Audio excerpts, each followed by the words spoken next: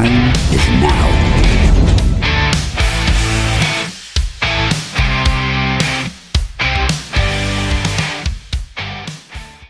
You are listening to NUFC Talk Radio, the voice of the Toon Army. Live daily on the website, on YouTube, and on every online radio directory. NUFC Talk, the voice of the Toon Army. Good evening, all. We've got the usual crew with us here on a Monday. Wow, has there been a lot of news over the last couple of hours? So we've got a lot to dive into. Completely through our plans, if I'm honest with you. So we'll dive straight into it. Good evening, Tina Tooney, Boki, and the mighty Win himself, the happy clapper chief. Good evening. And thank you very much, my lovely, for jumping yourselves back. I mean, this girl has come all the way back from a party just so she can get on board with us. She must love us so much. It's unreal. Well, anyway, let's go with the housework, and then we'll crack on with the show. We'll have a discussion. Welcome to everybody watching across all of the platforms. Thanks to everybody that works in the background. Do amazing work as always. Don't forget to hit that like button if you enjoy the show, or even if you don't, it certainly helps us get further as a channel. Subscribe, it's totally free. Hit that bell for future content. You'll always get that 30-minute warning if you hit the bell, and we're always live. We're never edited. If you want to support this, you can become a member. It's $4.99. Gives you everything. Unlimited access to everything else. And like I say, Jack Cunningham was on early today doing his journal bit and giving us some information that's out there in the journals. So, yeah, well worth a watch. So, like I say, jump on board and you'll get access to all of that. If you've got a question for any of us in the panel, then try and put a queue in for it. But it ain't guaranteed. But it certainly does help us out to highlight it in the chat if you do so. So, if you want to guarantee it, then you can throw us a NUFC Talk super chat, and that just use the $sign, follow the instructions, and that'll guarantee your message read out. Anybody that becomes a member during the show, or any of our lovely members that gift them, will also be highlighted and thanked. So, lady and gentlemen, how the devil am we? I'm excellent. I've just this second come off the Bournemouth up the cherries and all dimensions podcast. For a minute there, I just thought you were going to say, I've just come off the bog, and I'm thinking, oh, I thought that's what he was going to say. Yeah, that's probably far too much info, buddy. No, they've been doing a post-mortem on the match. Oh, good. Did you have a good time on there? So they invite. Yeah, it was great. Yeah, fabulous. Incidentally, they wouldn't swap Iriola for Eddie Howe now. Isn't that strange? I wouldn't. Yeah, I was going to say. I don't think that will upset. And that's despite them going on a really bad run lately. Yeah, but all clubs do it, mate. You know, of course they do. You know, you've only got to look at what's happened at Real Madrid, and again, knee-jerk reaction, and it's a club full of egos and skill and everything else. Do you really need a coach in that club? And again, I think the reasons why Ancelotti and the people that have gone now have done so well, because they're not hands-on anymore. You're there just to manage their egos. The skill shows itself on the pitch. So, I think it was the wrong choice anyway, if I'm honest with you, when he went in there. And like I say, great Classico again yesterday. Watch that one. Fabulous game of football. But unfortunately, somebody always has to lose. And unfortunately, he's also lost his job. And maybe we can get into that, because, like I say, there's a lot of people out there that still want Eddie out. And I still, again, I don't know potentially what we'd gain if that happened. So again, good evening, everyone, and welcome back to NUFC Talk, the show where the passion runs high, the opinions run wild, and the Newcastle United give us plenty to talk about, even on a Monday night. And wow, what an afternoon it's been on Tyneside. We'll start with a big one. Sven Botman has signed the new long-term contract, keeping him at the club until 2030. A massive statement from the ownership, a massive show of faith from the player, and a massive boost ahead of a huge week for the club. Botman says he's got so much more to give. and Eddie Howe calls him outstanding. We'll dig into what this means for the defensive rebuild, the long-term project, and the spine of this team going forward. And I'm sure one man to my bottom right-hand corner, the Rolls Royce, always thinks he's in the garage. So I'm sure we're going to have some great headlines from him. Right, Eddie, so, but that's not the only headline today, because what's becoming all too familiar theme, Newcastle United's under-21 manager has stepped down. Adam Lawrence leaves his role after just a few months and continuing a pattern that's now impossible to ignore. 7 under-21 managers since the takeover. Something that we were going to have a deep dive in, but like I say, there's been a lot of noise this afternoon. So we're going to put that on the back burner. Me and the team have done a bit of a deep dive into the under-21s, and we'll probably bring you that somewhere in the future. But again, it's certainly something that we'll need to break down why this keeps happening and what it means for the academy and what type of coach the club actually needs to stabilise the pathway for our young players. And obviously, if that wasn't enough drama for one day, the FA Cup 4th round draw has handed Newcastle one of the toughest ties possible. Aston Villa away. Emery versus Howe at Villa Park. High stakes, high intensity. We'll talk about how Newcastle approach that game and whether the FA Cup should be the priority this season. And of course, looming over everything is tomorrow night's Carabao Cup semi-final, first leg against Man City. The champions, the benchmark, the team everyone measures themselves against. Can Newcastle land a punch at St James's Park? Can the crowd drag themselves through? Can Howe outthink Guardiola for 90 minutes? We'll get into all that, and obviously we'll try and get in a little bit more as well. Loan news, transfer whispers, and obviously we'll obviously get involved with yourselves in the chat. So buckle up, because for the next 90 minutes, this is your home of passion, perspective, and proper football banter. This is, of course, NUFC Talk. How about that for the start? That was fantastic. That's not bad, is it? Class. Funny, lad. I'll tell you something now. I'm getting good at this bloody game. I really am. I'm going to start. Yeah, I'm going to have a word with Jack Cunningham. If he can do it, I'm sure I can. You're getting too good for us. Right then, like I say, welcome everybody in the chat. It's lovely to have you with us again on this Monday evening. So let's get straight into it then. Sven Botman is obviously the big talking point. Chris and the lads will, I suppose, dig a deeper dive into this as well. And you're not a mad keen follower of Mr. Botman, the mighty win.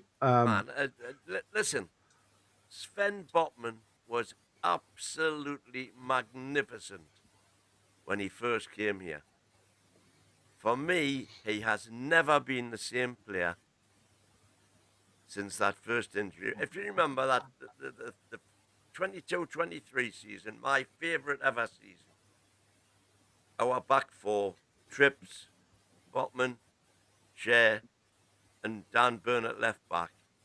The best defence in the league. He was outstanding. I still didn't see all of the wonderful forward passing that everybody went on about. I never saw that. But that wasn't his game. He was just a thoroughly reliable, dependable centre-half, and him and Shea were magnificent. When he came back from the injury, he's never been the same player for me. He seems to have at least lost a half a yard of pace, and he just now tries absolutely nothing in terms of, taking the team forward. Chow is now doing what Botman was doing in 22-23.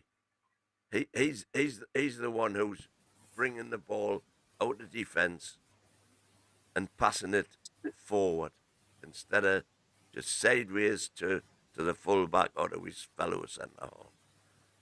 So for me, the jury's still out. But it's good to have him sign the contract, because if the likes of Liverpool are sniffing around, let them get another glass statue. Yeah, I mean, listen, when I looked at this, I'm going to come to you guys in a second, if I may, because I want to put a bit of a curveball on this. It's not like me, I know that.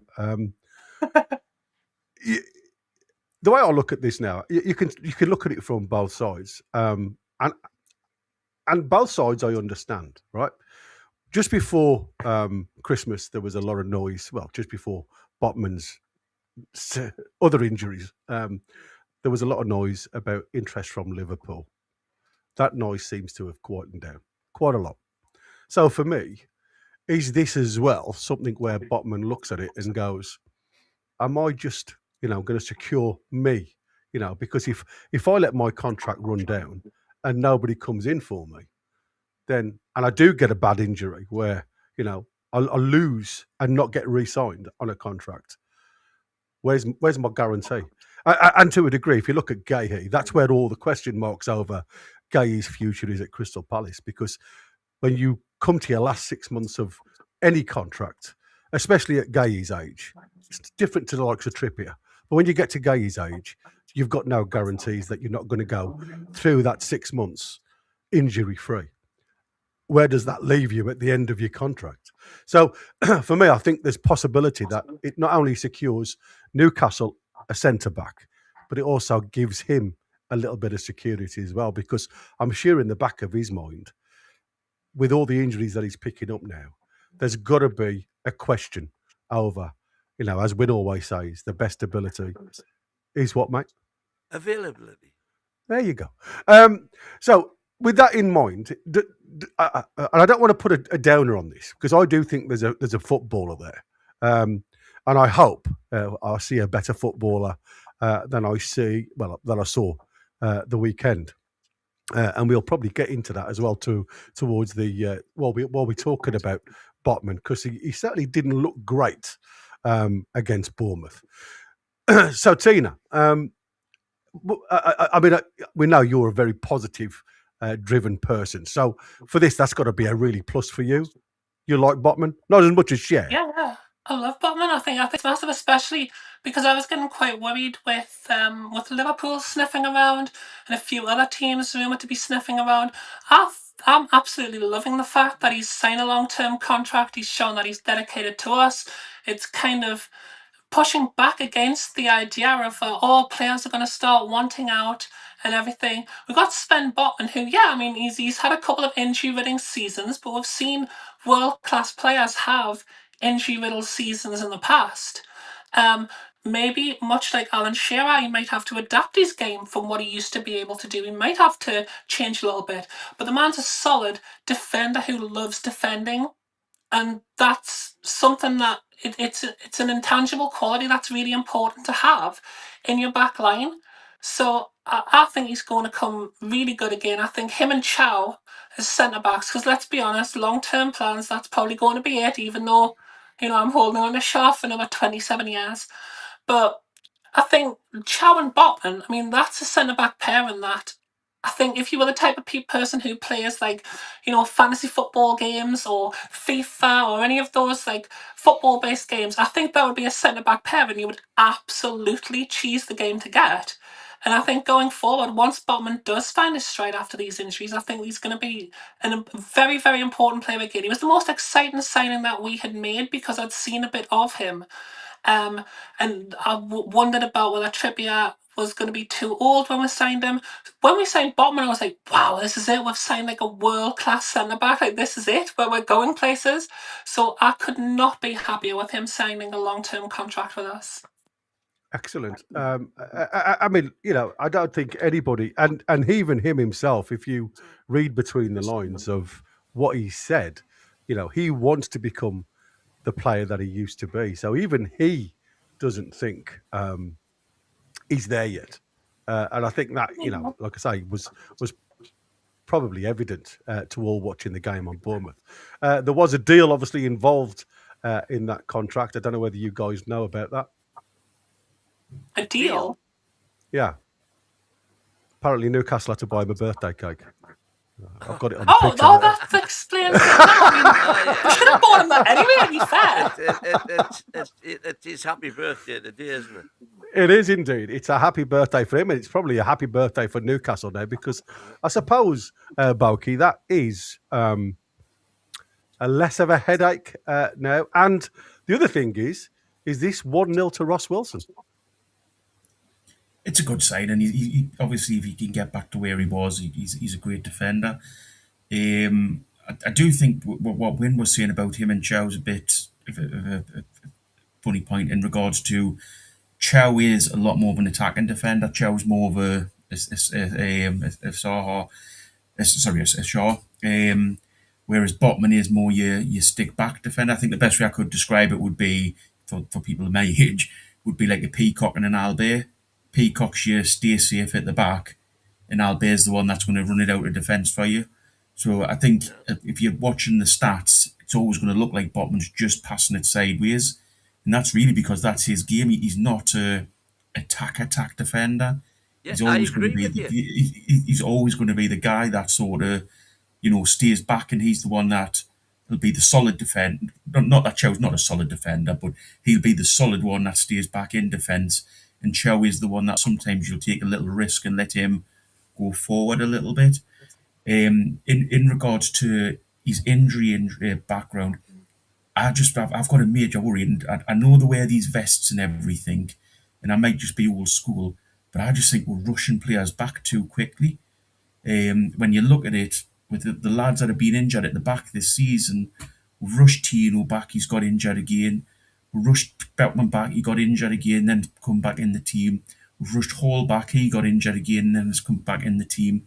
I don't know if it's something that, as I say, whether I'm just old school, but for me, I think we need to start, and I know it's hard, and I understand the fact of where we are with injuries and things, but sometimes you've got to look at the long term, and are we putting the long term injuries with these players at risk of them getting more because of how quickly that we're bringing them back into the team?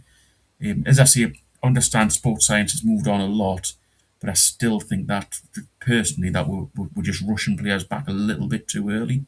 I wonder, in fact, Toon Assassin has brought it up, although I'm not quite sure. I'll need to check that it's the first injury that he's on about. But what certainly did happen with his second major injury was that the club recommended,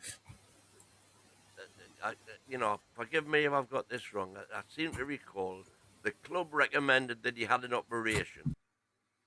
And he said he didn't want an operation because of the ramifications that were involved, and that he'd been warned about if he had the operation. So he said, I don't want it.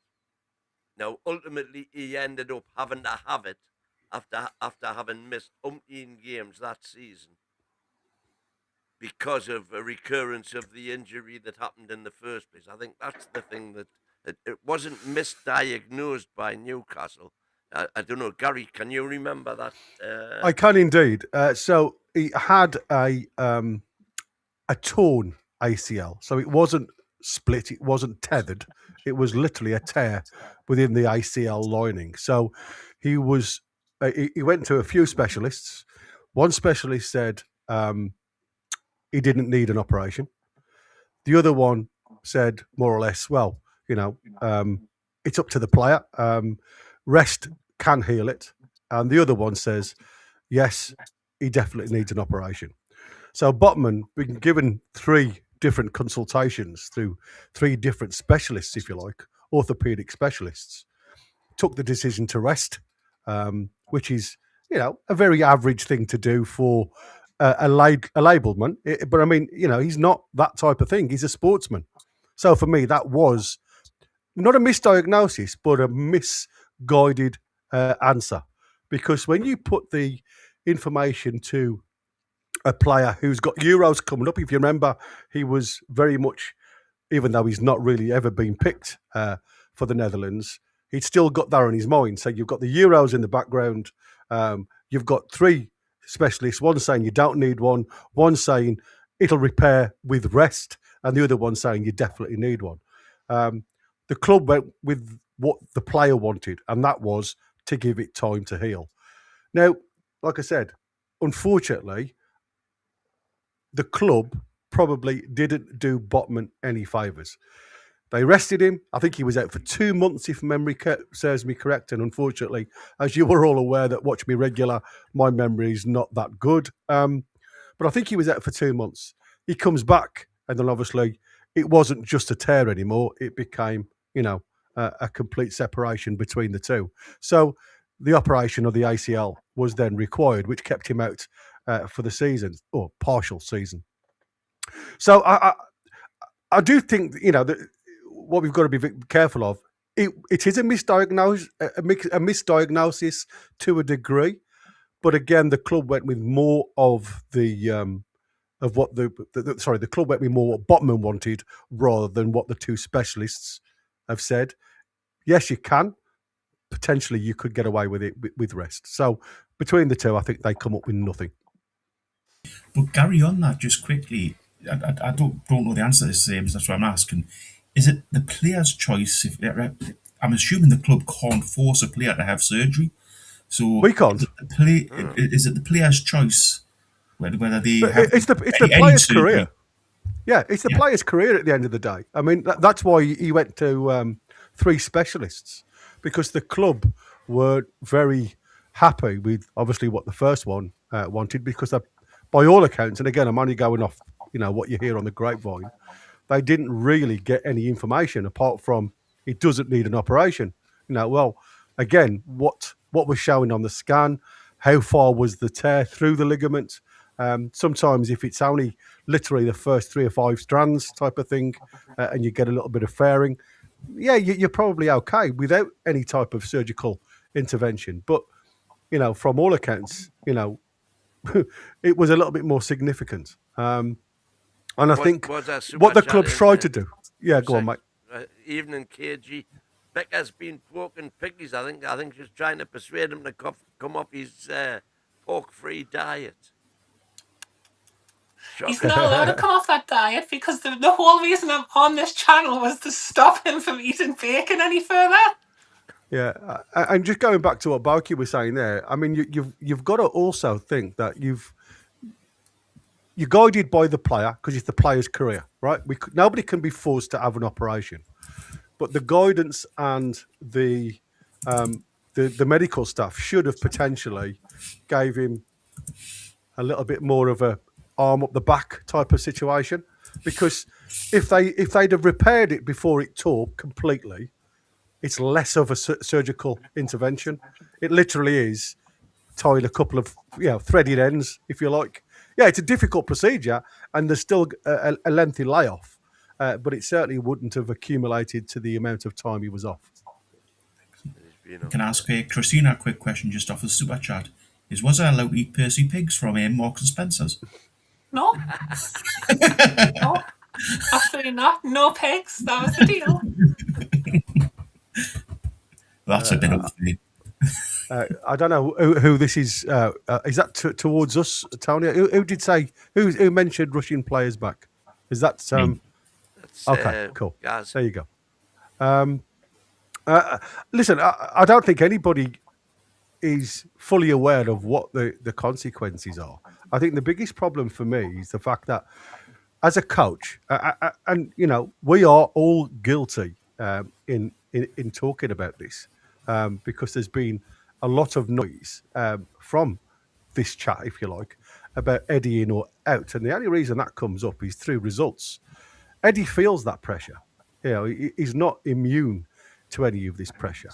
So again, under the guidance of said medical team that have unfortunately not done great previously, if they give clearance to say that this player now is hitting all markers, doing the hard yards, getting through all of the physical techniques and suggestions that we have put down for him, his metrics are absolutely fine regarding that. Why shouldn't he bring him back? And I think that is the big question mark, Tony. It's not a case of are we guessing? We're not guessing. It's factual now, because players are being returned, and unfortunately picking up quite muscular issues. Now, for me, the pressure's on Eddie to bring them back because he wants results. The pressure's also on the medical team to make sure that the boys are ready. I just don't think we've got enough depth in the squad to cover all boundaries. Go on, mate. Sorry. Where does Paul Mitchell come into all this? Albeit, when he had his first injury, Mitchell wasn't here. I don't know who's talking about Mitchell. Paul Mitchell. Sorry, man, not Mitchell. Steve Bunt. Sorry. Oh, right, okay. Our new medical genius, fitness guru. But guys, was always in the past not the thing that if a player came back from injury, and as I say, I know sports science just move forward in this regard, but was it not always the case that you integrate the player slowly back into the team? So you give them a few minutes at an end of a few games, and then you give them maybe a half an hour the next game, and then you got them back up to match fitness in the Premier League. It just to me, and as was said in the super chat, I'm certainly no expert. It's just an opinion, but it just feels like we're rushing players back. And I know why we're doing it, but it's causing issues with them moving forward. They're just, they're not getting to full match fitness before we're putting them in the team. And I think that proved a lot the other night with Botman and Hall, that they both looked by like they were running through treacle by halfway through the second half. Botman couldn't run back at all. He was just sort of, he was lethargic. And that's not getting at the lad at all. That's not getting at him. It's getting into like a bunch and things and saying, why are we bringing players back so quickly and making them play that many minutes? I mean, those lads played a game and a half. And I know that you have to when you do that, but you're such a cheeky sausage. Can I ask a question on that? Not just for Boki, but for everybody. So with the fact that Sven Botman had to play so many minutes the other day, do you think that will help to loosen up the legs and put a bit of fitness in his legs, or do you think it will hinder him more because of how many minutes he's had to do? It'll hinder him more because he's going to have to, by the looks of it, he's going to have to play against Man City. So Gary will give you a better answer than me. But for me, I think it'll hinder him more because his body's not going to have the time to get back to a relaxed state. He's going to be still in the sort of the state where his body's ready for a match. And I think players need all players need a little bit of time to, for the bodies to react and get back from being in a game. And this is what I've been saying all season. That's why we need to rotate. And I know I keep getting pulled up on it, but partly why we're in this situation is we haven't rotated the team properly during the start of the season. And I get the reasons behind it, that we've had injuries and, we haven't had the players to come in. But that's why you have to use the youth. And again, when we do the under-21 thing, that's a little bit what I want to discuss. But it's sort of one of those situations where we're sort of reaping what we've sowed, I think. Yeah, I like I said, we are guilty on this channel of all speculating, if you like, of bringing players back, not utilising the squad to its max. But again, I'll go back to a situation that we had not too long back where we hadn't had so many wins behind us, and there was a lot of people calling for the gaffer's head. And again, that's the pressure of the job. You're reliant on people a little bit further down the line. Again, I'm going to say to you, Boki, because we have seen it in the past. You've shouted about more than once because you've said he's been doing the jobs, doing the trading for players. He's doing this job. He's doing that job. That he can't also be a medicine man. So you have to be reliant on the information you get from the professionals that have been put into that position. So again, and I go with what Toon Nut said earlier, Gary, sometimes they are left. Go on. Pick on that point. In regards to that, yes, you go off what your medical staff are saying to you, and I get all that, but you also go off what you're seeing on the pitch. I think it's been blatantly obvious at times that players haven't been fit on the pitch at times. Yeah, but is that fitness or match sharpness? Well, match sharpness, fitness, the same bag sort of thing in regards to what I'm talking about is Eddie's the manager.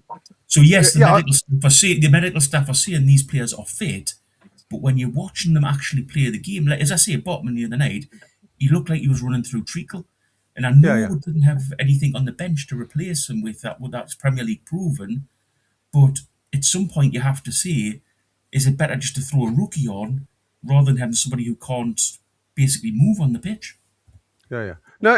Listen, Well, I think you're to right. say he couldn't move is Yeah, the pudding. Did you see the second? Did you see their goal? Yeah, I did.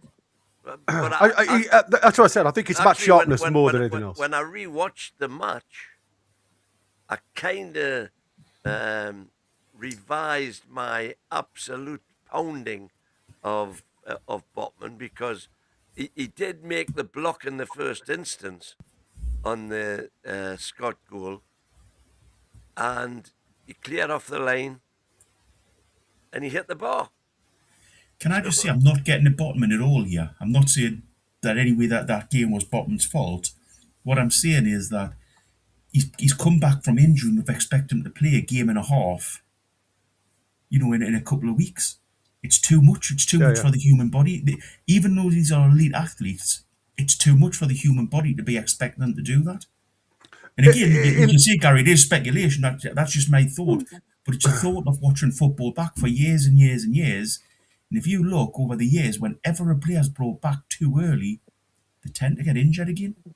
Yeah, I think you've got, two immovable objects, unfortunately, and Eddie Howe sits in between the two. Again, that's one of the reasons why I wanted to go down the under-21 route and what is actually happening down there. And like I say, I think this all falls quite nicely. And these are all the things that I've been reading and listening to over the last several weeks, if you like, and hence I've chunked a night where we can try and divulge what's actually going on at the under-21s, because there's a lot to it. And like I said, the problem for me is every time the guys down there make a change, and that's 7 from the takeover, there's new structures, there's new tactics, there's new, and again, I have no issues with people coming into a job, because sometimes that's a stepping stone for them. That's them moving up to that, to their next career, if you like. Maybe even opening the door to an assistant manager's role before they then coaches themselves if they've got the badges. So, that for me, there's a lot to dive into, just to talk briefly about one subject. But I think not having an under-21 squad as big as the top 6 are, right, is a massive hurdle to overcome. With all the instability that's happened at under-21 level, has Eddie Howe actually got the faith in the head coaches? Is that one of the reasons why there's been such a turnover? The development of these players that just aren't there. I mean, we paid £3 million for a really good prospect in Alfie Harrison. Now there's a chance that he's going to Birmingham City in the Championship. So there's definite question marks over a number of things. So Eddie is reliant on the squad that he's brought together. And we all know, as many as, we spent 200 plus million in the summer, there's still certain areas, especially when you look that all the injuries concentrate around the defence. You are struggling somewhat. That's been the problem, though, hasn't it? It just so happens that, with the exception of Ramsey and Wissa, all of the injuries have been back 4. 3 full-backs out simultaneously. 2 centre-backs out simultaneously. Well, 3 if you count Lascelles. 3 centre-backs out simultaneously. Yeah. That's not a usual phenomenon. No. I mean, the likes of Shaw's injury. I mean, bottom. Just look at Burns' injury, right? Exactly. Totally accidental. Shaw's injury, total accidental. There's nothing you can do for those type of injuries. It's just one of those things. You could have done exactly the same tripping down the last step of your staircase at home. So, these are the things that happen during a problem. And like I say, the problem for Newcastle is far and wide. It's not just one thing. I think the shake-up at the academy is a must. A shake-up at the medical centre is a must too. If these guys want us to be elite come 2030, then surely they've got to make all those stepping stones elite too. Because I love what Bunce has done, because he certainly made a comment to Eddie Howe about the type of football that Eddie Howe is expecting from the players. But the yardage that the lads are running, and we all mentioned it about Toon Army, you can't do that match after match every 3 days. It's impossible to do. Your anaerobic versus aerobic situation where you're doing the hit movements all the time. We mentioned it at lunchtime when we just after the presser. Certain players, the likes of Harvey Barnes, that work on that explosive nature. Anthony Gordon, the same. Totally different players when it comes to the likes of Bruno, Miley. I say Miley's got that explosion about him, but somebody like Bruno who just plods around, isn't burning up the oxygen the likes of other players are. So there's a lot more risk to certain individuals. But I do believe that Botman, we question mark the glass type of player. Like I say, I think he favours both players.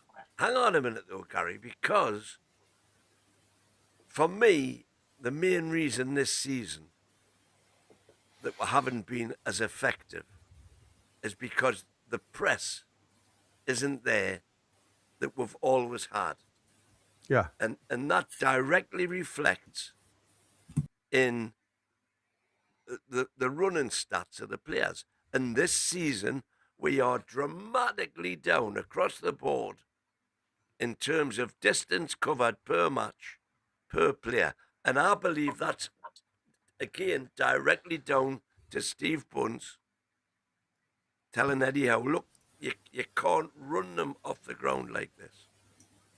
But when Eddie's the manager, so he's the one that's actually picking the team and picking the tactics.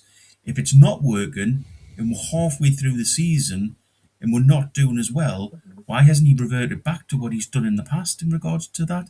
Well, that's exactly what he has done. And just quickly on the injury side, and I know we're going to talk about the FA Cup in the bit, do you not think there's a little bit of this that Eddie Howe's a little bit of an unlucky manager? Not for Newcastle United, but in regards to circumstances that happen around him.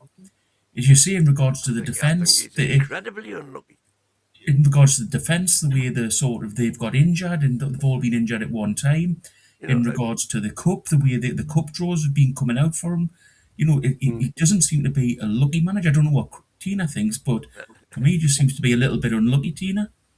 I mean, yeah, he's definitely had a bad. I mean, I don't think the draw, although it was a bit unlucky as a draw, I think if we didn't have the bad luck with injuries, the draws wouldn't matter, because I honestly believe at our best, with our full first team fit, I don't think teams like Villa are as big a hurdle as they feel right now. But to lose both your first choice fullbacks, to lose your first choice centre back in Botman for most of the season, then Dan Burn ends up getting injured as well, and then you've got to put somebody who you would had originally had as a right-sided centre back on the left-sided centre back, and then he breaks his, well, not quite breaks his leg, but he damages his leg. Like, that is a bad run of luck when it comes to injuries, that all these defenders are getting these freak injuries. Does anybody know how long's left on Dan Burn? Because I saw him on the NFL show the other day, and he looked quite healthy. There was a report. Well, they reckon he's it was 2 weeks. PSG. PSV, wasn't it? No, PSG. Oh, the PSG game. Yeah. That's a while off. 2 weeks. Okay. So it's not too far away. Like I said, it was it's a difficult one to get over that. But how many times have we heard that, by the way? Well, exactly. The proof will be in the vision of seeing him on the park, won't it? Just around the corner, they're on the grass, they're training with the group, and it never materialises. One thing I can guarantee you, as soon as he can run, he'll be back on the pitch, because quite right too. You'll want to get him back on. Well, that goes against what you just said about. He would have had a better game than Botman on Sunday, I know. I have starred a couple wins if you want to grab them, mate. What did you say, sorry? I have starred a few. All right, let's get into these then. Okay, we've got Geordie Dan. No, sorry, it's not Geordie Dan. It's Geordie SLT. Nobody mentioned the fact that Man City travelled to St James's Park to play Exeter, and they're travelling to St James's Park tomorrow night too. Two different St James's Park. We mentioned it Actually dinner quite time, didn't we? interesting. There's a famous old quiz question to name 3 players who won the World Cup as players who've managed at St James's Park. And everybody says Jackie Charlton, Ozzy Ardiles. Who's the third? And nobody can never get it. They say Ruud Gullit. Nah, didn't work. And it's Alan Ball, who managed really? Exeter at St James's Park. Three World Cup winners to manage at St James's Park. Yeah. That's Alan quality. Ball managed at Exeter. Yeah. He's the third one that nobody gets. It's a bit of a curveball, but yeah. Yeah, we did mention it just after the presser, didn't we? Because we said, did, Man City travelling to St James's Park. What happened, Bruno, with your mixing onions and opinions? Opinions make my eyes water. Yeah, I totally agree, mate. I totally agree. Spot on, son. So, Villa versus Newcastle, or is it Emery versus Howe? Coach versus manager, MMA showdown. I'm going to feel so sorry for so many people in the chat when Newcastle spank Aston Villa. Yep. I'm gonna like really feel bad for you, but I'll be here to support you. Don't worry. Yeah, good on you. Quinny 666. Wow, man, a new contract for Botman with his injury record. Wow. Botman's a very good player, but injury prone. It will be seen whether this was a good decision or not. Indeed, it will. Only time will tell. I think it was alluded to earlier, though. Because he's signed the new contract, firstly, it's going to increase his value forward, and secondly, hopefully they put a release clause in there, so we don't end up in another Isaac situation. So you can, sort of, if there's no decision to be made if a club's willing to pay him a certain amount of money for him. I've got no idea what this is. Just a minute, I get it. There you go. When you were using stats to debate Chris from London, saying we press, now you're saying we don't press. Bookie, give me a one knackered, please. Win, yeah, knackered. No. I was debating Chris from London, saying that since we went on the start of this run, we have started pressing again, which we weren't doing early on in the season. And I stand by that, Chris, the American magpie. But when can I ask you a quick question? If it became apparent after a few games that wasn't working, why didn't Eddie Howe change it up straight away? Because maybe he's had the directive that he's got to do what Bun says. Well, if I think that came out, didn't it? No, I think that came out. I think there was some directive, and again I can't put my finger on it. I think I might have it saved, so I'll have a look while we're off. But there was a directive about the amount of players that we have compared to the amount of money that we can't spend, type of situation. And the only way we can reach and face competitive matches, and I'm going off lib here, so I might have this all wrong, but I'm sure if it was competitive matches with the squad that we've got, we have to reduce the amount of KMs they're doing. Yeah. Well, can I just say that's absolutely disgusting if the club have done that, Eddie Howe, because the manager, in regards to giving them advice, giving them the best advice, completely agree, but picking the actual team and the tactics of the team and how we're going to play has to be down to the coach. And if that is the case, then that proves Howe's not an elite manager in regards to the fact, I don't think anybody, Jose Mourinho or Pep, Emery would take decisions like that being made above his head. They would decide on the tactics of the team. I agree. I agree.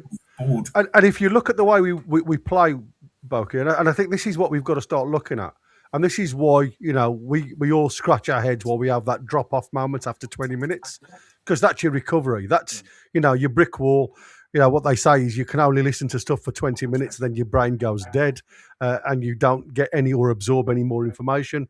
Virtually the same as your body. If you run and hit the wall, and they've obviously got some type of marker where they decide to have a natural break as a unit within the team, that is all done analytically through metrics that they measure, where some of our fittest players reach the wall.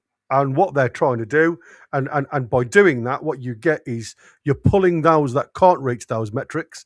And it's like the bleep test. I don't know whether you've ever done a bleep test, Balky, where you run between 2 points and you get like a bleep. So you start off really slow, and then you quick up, you quick up, and you quick up. Yeah. So the idea is to drag players through as many bleeps as you got. Yeah. So I think my limit was 13.5.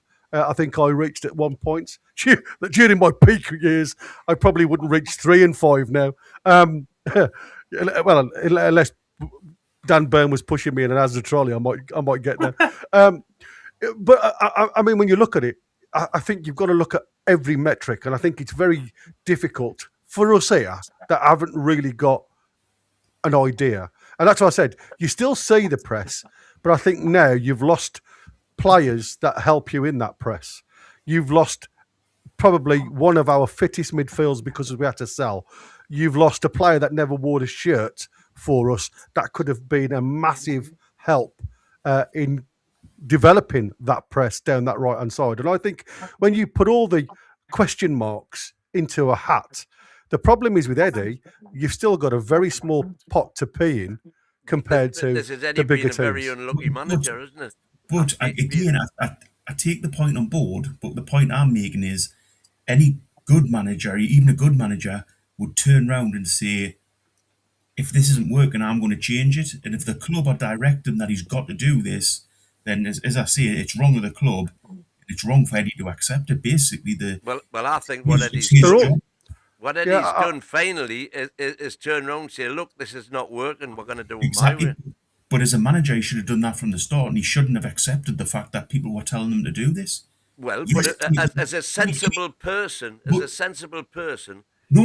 the advice.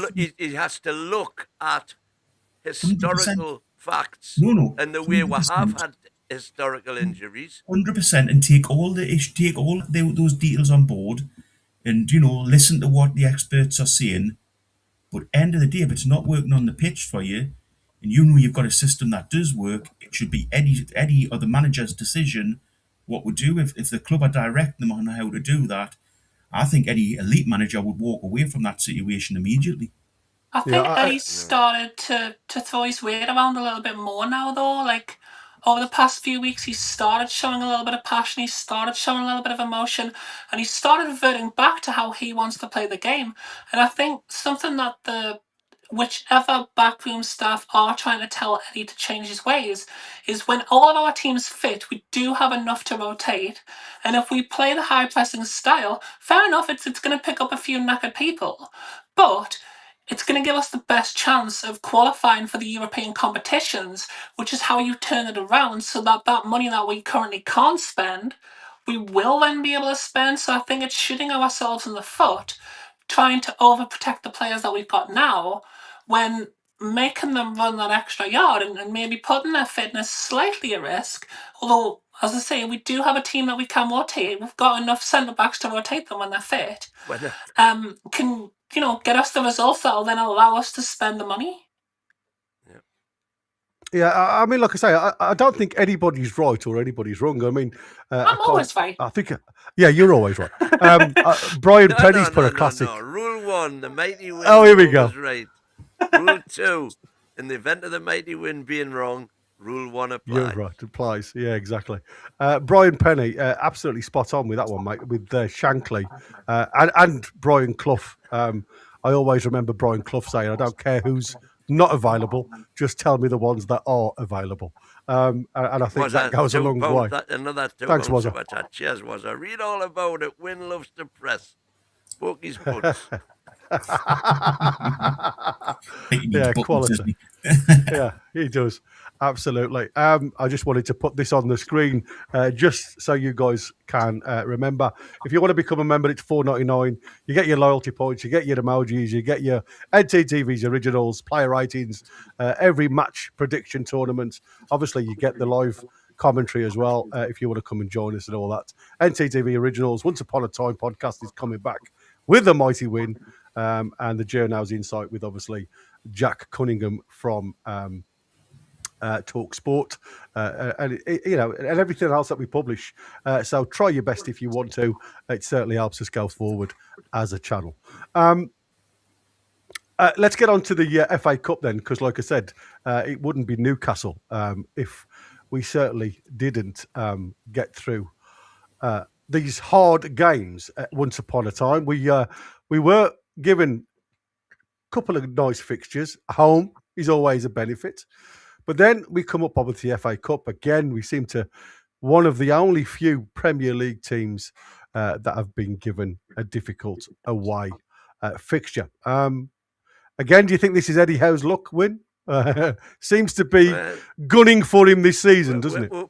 We've had, in the FA Cup, we've had, Sheffield Wednesday knocked us out. Cambridge knocked us out. You couldn't say that they were difficult. But apart from that, every competition, we're going out against top 6 sides. If it's not Chelsea, it's Man City. If it's not Man City, it'll be Aston Villa. Surprisingly, when you look at the history of Aston Villa and Newcastle, I think we're both 6 times winners, aren't we? And yet the only time we've in 150 years going on, we've only met each other 4 times. Yeah, it's crazy, isn't it? And they've got slightly the upper hand. But when it mattered in 1952, when we beat them, we went on to win the cup. Yeah, indeed. There we go. Indeed. I mean, was like that I match say, late win? What was that match late?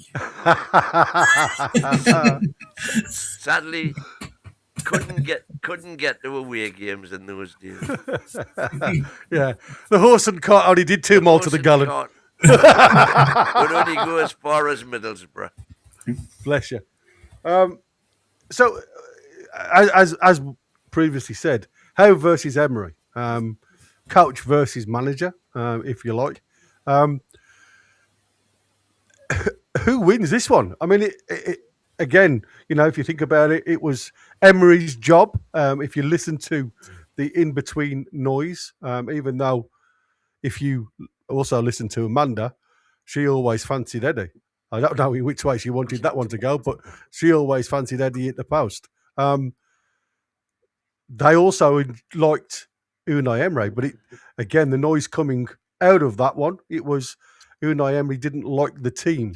He didn't think there was enough in the team to get us, where obviously he wanted us to be. So sometimes again, it's a career. I understand that. It's a job, and sometimes it's a thankless task because it doesn't matter what you do, you're always on a downer.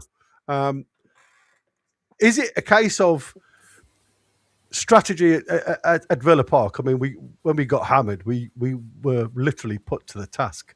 I love sometimes when the game is played simple, and you get none of this nonsense about gegenpress and stuff like that. It's just noise. I often wonder in the modern era of football, and I was looking and listening. He's got it in my blooming head. Ex-Chelsea boss Mourinho the other day, and he the way he was talking to the pundits around him, just simplifying the game. And he says, I think sometimes we often forget that these players, especially when they come far afield, and you're talking in English, that may not be their first language. Sometimes we can talk in a bit of slang as well. Are they getting the full information? Are they getting every detail that's put out there? Now, I must admit, I am one of very few, when I listen to Unai Emery's presser, I have to listen bloody hard. Because his English isn't fantastic, right? Well, So, allegedly, how that was come he's very good at managing a team who are far higher than we are with a really proper English-speaking person in charge? But let's be fair in regards to that. Firstly, I mean, Bobby Robson, I suppose, is a good example with Mourinho when he was at Barcelona. In that, as long as you can get your point across through a translator or something like that, it doesn't always affect you that much. Not being able to speak to the players, as long as you've got somebody there who gets you and gets the sort of passion and the point you're trying to put across to the player through interpretation. That's it. And the other point is as well, Amanda Staveley was never going to turn around and say, "Oh, I definitely wanted Emery in regards to this," because she got Eddie and obviously they're pals now. Let's be completely honest. If Emery had wanted to come here at that point, he would have been the manager. and he turned us down. He did. He turned it down, and Eddie came in. And what's happened since? We've won a cup. That's great. And obviously, we've all loved the ride we've been on. But it's not that Eddie was chosen over Emery. It was that Emery turned us down. But here's the thing on that though, right? So Emery looked at our team and says, "Oh, there's not enough players there, not good enough quality. I'm not up to that job. I'm going to go and take an easier job." Eddie Howe came in, took that exact same squad that Emery said he couldn't do anything with, qualified for Champions League twice, and won silverware. So, I mean, which manager would you prefer? The manager who turned down the job because it was too hard, or the manager who took that job and ran it to the moon? But Emery was a lot easier a lot harder a decision for him. In regards to that, Emery had been a European Cup winner by that point, so he had a reputation to keep up. In all respect, Eddie Howe, now, I'm not trying to call him out here, but the last job Eddie Howe had before that was as a relegation manager. Here we go. Eddie had to, no, I'm not calling Eddie out on that. He did great at Bournemouth, but in regards to that, the last job he had, he was relegated. So Eddie didn't have the pressure on him of being, a successful manager at that point. He'd been successful in lower leagues, but not Premier League level as such. Well, So in regards to that's why there was a lot less for Eddie to. I think the point to put across is there was a lot less for Eddie to lose by taking the job than there was for Emery to lose in regards to reputation. But I mean, it shows a lack of confidence in his own ability. Sorry, go on, Wayne.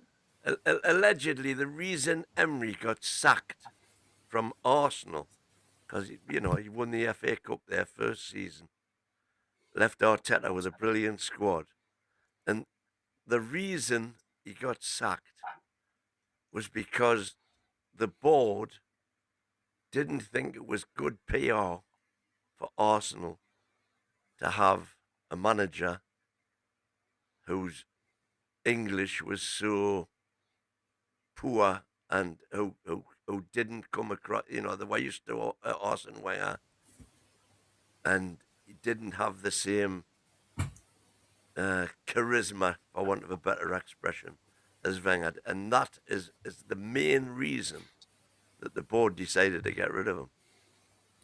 That's fair enough. I mean, Arteta's got a lot of charisma, but I think that's just because of how he looks, to be fair. But hang on. If you flip that round though onto the players, a lot of the players don't speak English. You buy players in, and a lot of them don't speak English and come in, but you get your point across them through interpreters, and you can do it through football talk sort of thing. So I think football when you're doing it is a slightly different language when you're on the training pitch, because you can point. If you hear someone shouting at you, no matter what language it's in, you soon learn the swear words.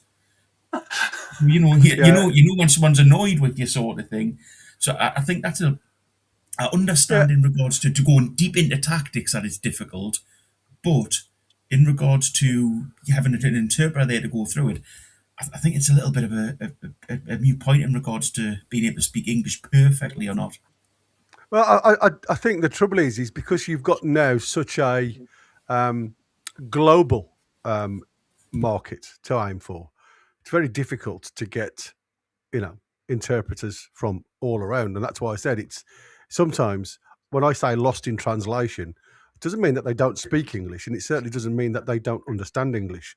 Sometimes, even us talking to each other, we're all English, but because we've got different dialects and because we've got different slang terms, you know, I'll say, I'm going to have my knob scratched, and straight away it seems a little bit, yeah, there you go. I only got to see Christina's eyebrows rise there, and it's just a haircut for me. But to somebody else, it could be taken totally differently. And that's what I mean. You know, as Connor said in the chat there, it's a universal language. Good, Christina, blushing. Yeah, bless you. I haven't done that for a long time. Not just to Christina. I can't even get my dog to blush. When I, you know, for me, it is a universal language. And like I said, there's 3 ways to get through a team in opposition. There's so many phases of play. There's so many systems, tactics, whatever you want to call it. But for me, when you want a plan to work absolutely bang on, there has to be the right information given at the time where they're going to understand it. And like, you know, you said, all I've got to do is point. No, you know, I can point to a wall. Doesn't mean anything to anybody. The language has to be spoken and broken down so it's interpreted in the correct way. And what I've noticed at Newcastle, especially with the lads that have been brought in, and again, this is why I say there's probably some type of communication breakdown, because some of the lads that have come in, Elanga, Ramsey, you know, alike, still look as though they play somebody else, somewhere else. Sometimes during that phase of play, they are slightly out of position. Now, the problem for us by doing that, and even Botman coming back from an injury, and that's why I say, are they mentally up to speed, up to the state of that game? And sometimes it's just that ball behind you where 9 times out of 10, you would have cut that out. You'd have blocked your player because you're anticipating the next passage of play. But there's none of that. Like I say, that interpretation doesn't matter whether you speak English, German, Swedish, anything. You just aren't there. Mentally, you're just not engaged to your game. And I think that's what I said about sometimes you are lost in that spoken word, and it's not verbally, it's just the mental approach to what the gaffer is expecting. And I think that is where a lot of pressure comes. And when you're playing at a decent level, I mean, I played in the Midland Com a lot of years. It's a decent standard on a Saturday. It's not Premier League or anything like that. I've never claimed to be. When I went through my badges, when I was working at a club, a professional club, it was more for the fact that I wanted, when I was managing Walsall Wood, for me, I wanted to be the best that I could be when I was going out to talk to my young lads. Now, you know, I took my lads to Port Vale. We got hammered 7-0. We were in the FA Cup trophy. We got absolutely took off the park. And it didn't matter what I said to the boys, we were going to get hammered because the quality was chalk and cheese. But I just said to them, enjoy the occasion. You know, this is a level, you know, that you guys aren't at, but enjoy the occasion. Eddie Howe's in a totally different situation than I was ever. But I understand sometimes when you're limited to the amount of players that you can rotate to the bigger teams, you are, unfortunately, everybody's pointing a finger at you. And as Wynne says, you can call it lady luck or whatever you want to call it. Sometimes you just feel as though you've walked under several ladders. You've crossed paths with 25 black cats. You know, you keep going because as you walk through one door, 2 or 3 in front of you close. And that is where Eddie is at the moment. And again, sometimes I just think you have to just, as you always say to the folk out there in Viewerland, Bokeh, have yourself 24 hours and come back and think about it. You know what I mean? Before you speak about it. And I think sometimes we are too good jumping off. Yeah, go on. Just a quick question. Oh, sorry, mate. Yeah, another super chat on was a cheers was a Tina spot on. Eds is dedicated like Andy to fashion. A dedicated follower of fashion. In the words of Ray Davis. There you go. Can I ask the panel a quick question? If you had the choice now, if the squad we've got, who you'd want as manager, who would you choose? And on the flip side, if you were the manager of the 2 clubs, which club would you choose to manage? I would. I mean, no, sorry, go on. After you. No. Question. The question was for you, Tina. No, it's for everybody. But Oh, yeah, Tina first. Eddie all day long. No problem. No It doubt, would- no ifs, Good no answer, buts, Tina. no nothing. I take it you're talking about between Emery and Eddie, and between Villa and Newcastle. Yeah. But what I'm saying is, for you guys, who would, Newcastle every day. and the other flip it the other way, who would you guys choose if you were the managers of each side? Which team would you choose to manage? Newcastle. No, I would choose Newcastle, yeah, but I mean- it's slightly biased because not only, I mean, even Yeah, if I I was try gonna to step say. back and look at it from not supporting Newcastle, I know enough about Newcastle where I believe, like, I know the players that I would like to have in a system I would play are at Newcastle, and I know their strengths, I know their weaknesses. I don't know as much about Aston Villa, so for me, I'd absolutely choose Newcastle. But on top of that, I think it would be a choice that I would make even as a neutral as well, just because we've got, like, as I say, the ceiling for us, it's not really visible. As we keep building, ways of bringing in more revenue, our ceiling's not touchable, because if you take, Manchester United and Manchester City and Real Madrid and Barcelona and AC Milan and Juventus, and you put all of the money they've got together, that's not even a fraction of the money of the ownership of Newcastle United. So the ceiling's invisible to us once we get, past a point with these PSR rules. Once we're qualifying for Europe every season, there's literally the only way we can go is towards elitism. Oh, See, like that. See, for me, I would choose Emery 100%. Oh, shock! I didn't see that coming. I was gonna say, There's a second. I'm gonna need. That didn't blow my frock up after either. That. I'm not gonna call Eddie out in this little bit, but I just think Emery is just the more better manager. He's got better tactics. He's got better ideas. He obviously knows football inside, as does Eddie. But I just think Emery is a bit more of a class act than Eddie. Okay, well, Based on what? What tactics are we seeing from Emery? Based on who he's managed and what he's won. I was going to say, Okay. he's only got more European tactile, hasn't he? I mean, he's been around a little bit more. He's got a bit more, but again, like I said, you need doors to open. Here's the thing: to work Emery's out. won the Europa Cup, right? I would almost put my money on the fact that if Newcastle had been in the Europa Cup instead of the Champions League, we would have won the Europa Cup as well. With our current, But Wayne, that's if what's and maybes. Let's look at what the managers have actually won. We've won the Carabao Cup, which we're all absolutely over the moon about. But Emery's won a European Cup and an FA Cup. With who? So that's a lot. He hasn't won a European Cup. He's won a Europa League. So With what's who? Europa League? Is that not European? It's not Who a else plays in European it? Cup.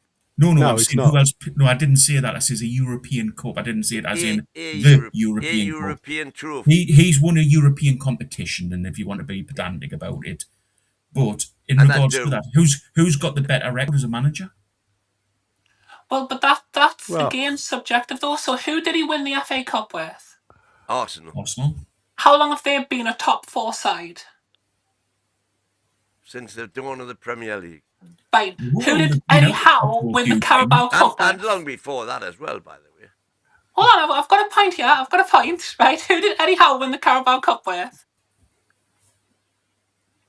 Us. Newcastle United. I was like, crikey, I'll don't answer think the about it, question guys. straight. Okay, I'll walk That's walk away to scary. the door Yeah. with this one. That's Right. scary, man. Where were they a couple of years before he took over? Oh, yeah, that's right. The Championship. So he's taken a team that's been in the Championship 2 out of the last 10 years to Carabao Cup. Emery took... Oh, I could win a trophy with Arsenal. Like, I mean, it's not... Let's go for it. You know what I mean? I'm pretty sure you put me in charge Hey, of Arsenal. Win, I'll win. win you the Premier League. Get on the phone, mate. Get on the phone to Arsenal. What cups had Arsenal won before that? In the last few I've years? won the Premier League in my won lifetime, which 12 Newcastle FA haven't Cups. done.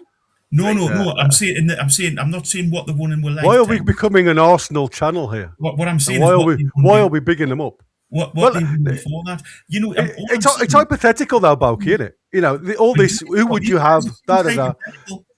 It's a case of, you know, he's done what he's done, and at the minute he's won absolutely diddly squat with Aston Villa, with what so-called better facilities. Well, actually, Lee Maggs makes a good point because Emery didn't win FA the Cup, FA yeah. Cup because Arteta did. Arteta won it, albeit With him. I'll grant you with Emery's squad, and then he dismantled it. Oh, I've just heard a toilet flush, and I think that was Boki's entire last point. Just going down the. Oh no! That's all. Throw that away. He's still won a more major competition than we have. I mean, He's won more European stuff. Yes, I agree with you, and He's in won European Europa leagues. League with Villarreal, who weren't expected to win it. To be fair, I'm not knocking the guy. He's a fantastic manager. I'm just saying, just because he's had a history of winning cups with other teams doesn't necessarily mean he's going to come in and be fantastic with us. I mean, look at Jose Mourinho at Tottenham. Look at Ange Postecoglou at Tottenham.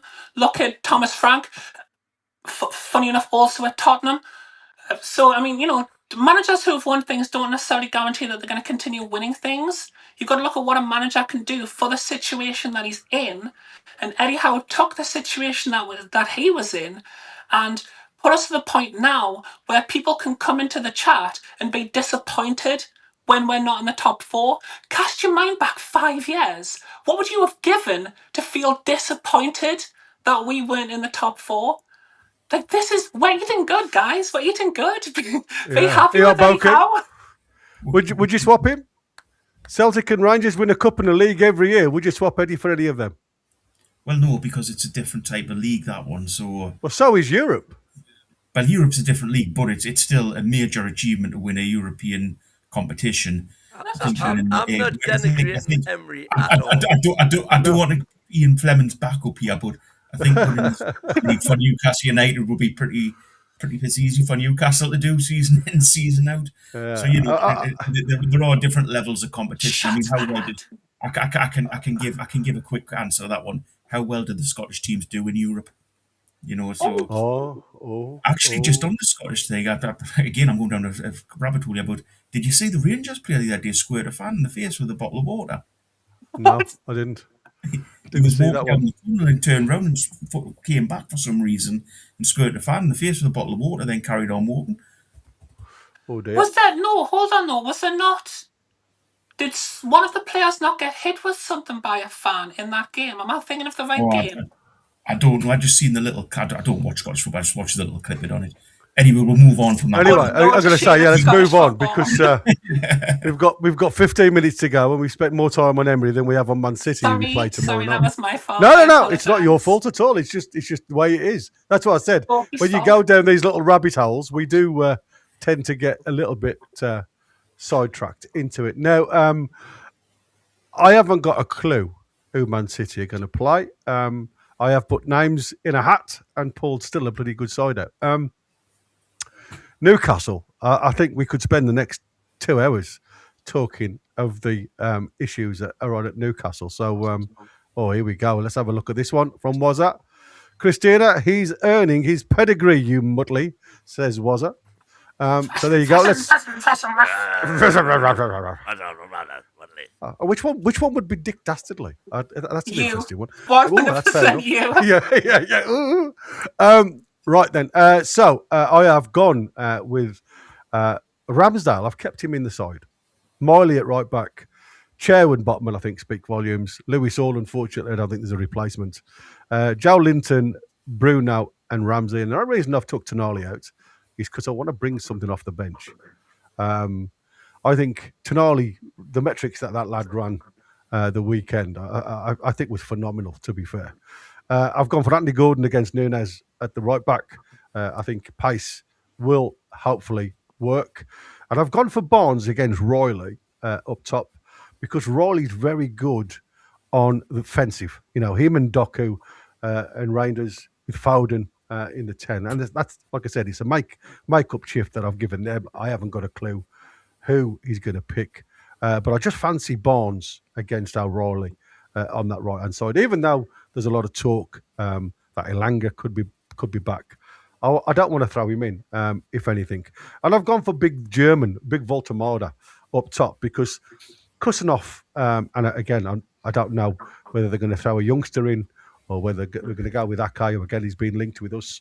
I just fancy a bit of height against these guys. I know everybody's shouting about Donnarumma. I think he's a great shot stopper, but I do think he can be dodgy at moments. And I think if Newcastle can get in and behind, I think there's every opportunity that we can get something. And I'm just going to go back to the midfield.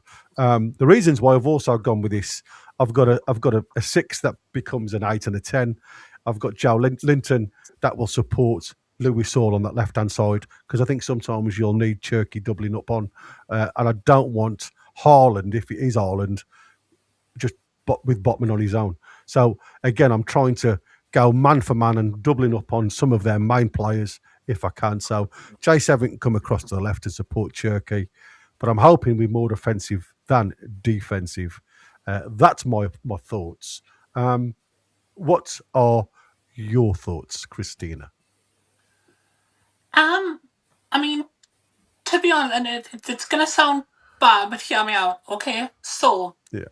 I think there's half a chance that Trippier might play with Miley in midfield. The idea being double teaming at right back.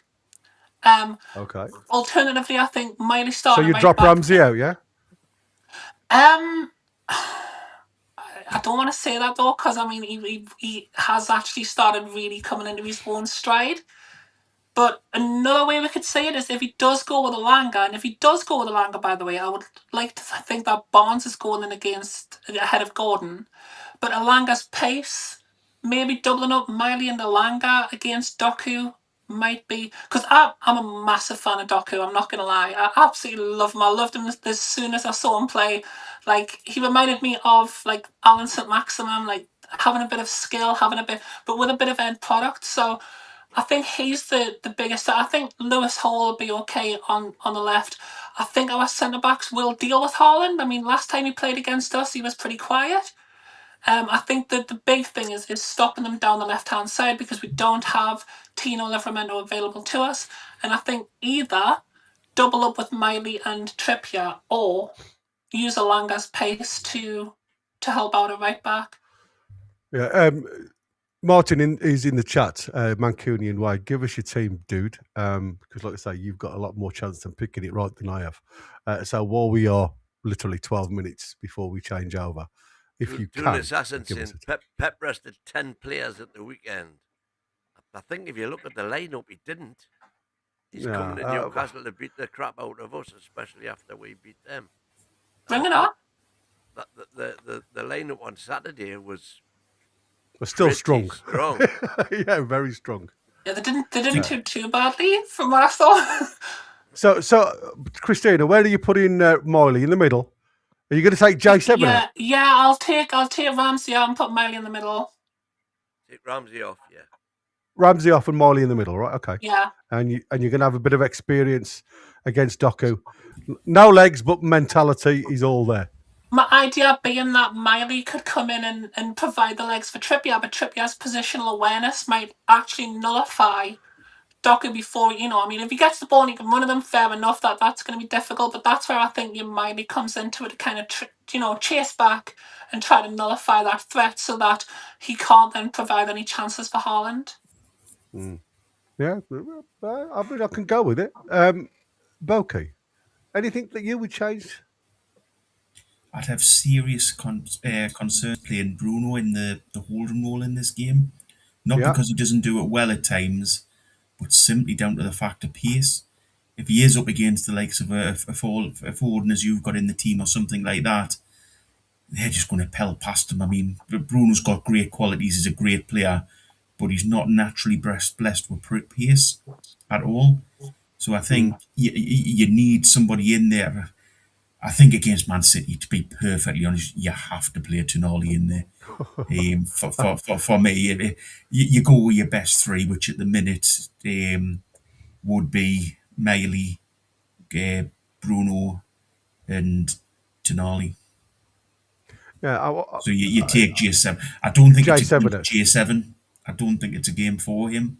You want footballers rather than battlers? Yeah, 100%. And So what are you going to do? You're going to go with 2 6s or? no, well, no, go. We don't want to go too defensive because we're at home. So, So you're going to drop these across? yeah, drop these across in that sort of team. I think as well. If I know Wissa's not going to play this game because it's too much for him. But in a perfect world, you would have Wissa up front as well. But that's not going to happen, and I agree with Eddie on that. Again, another major concern is, and it's the lack of pace at the back, because we've seen Botman the other night didn't have the pace, and we've seen Trips didn't have the pace. But there's the recovery was awful, wasn't it? Yeah, there's absolutely nothing we can do there unless he takes the major decision and plays Murphy. But I really don't foresee that happening. I think Murphy fast though.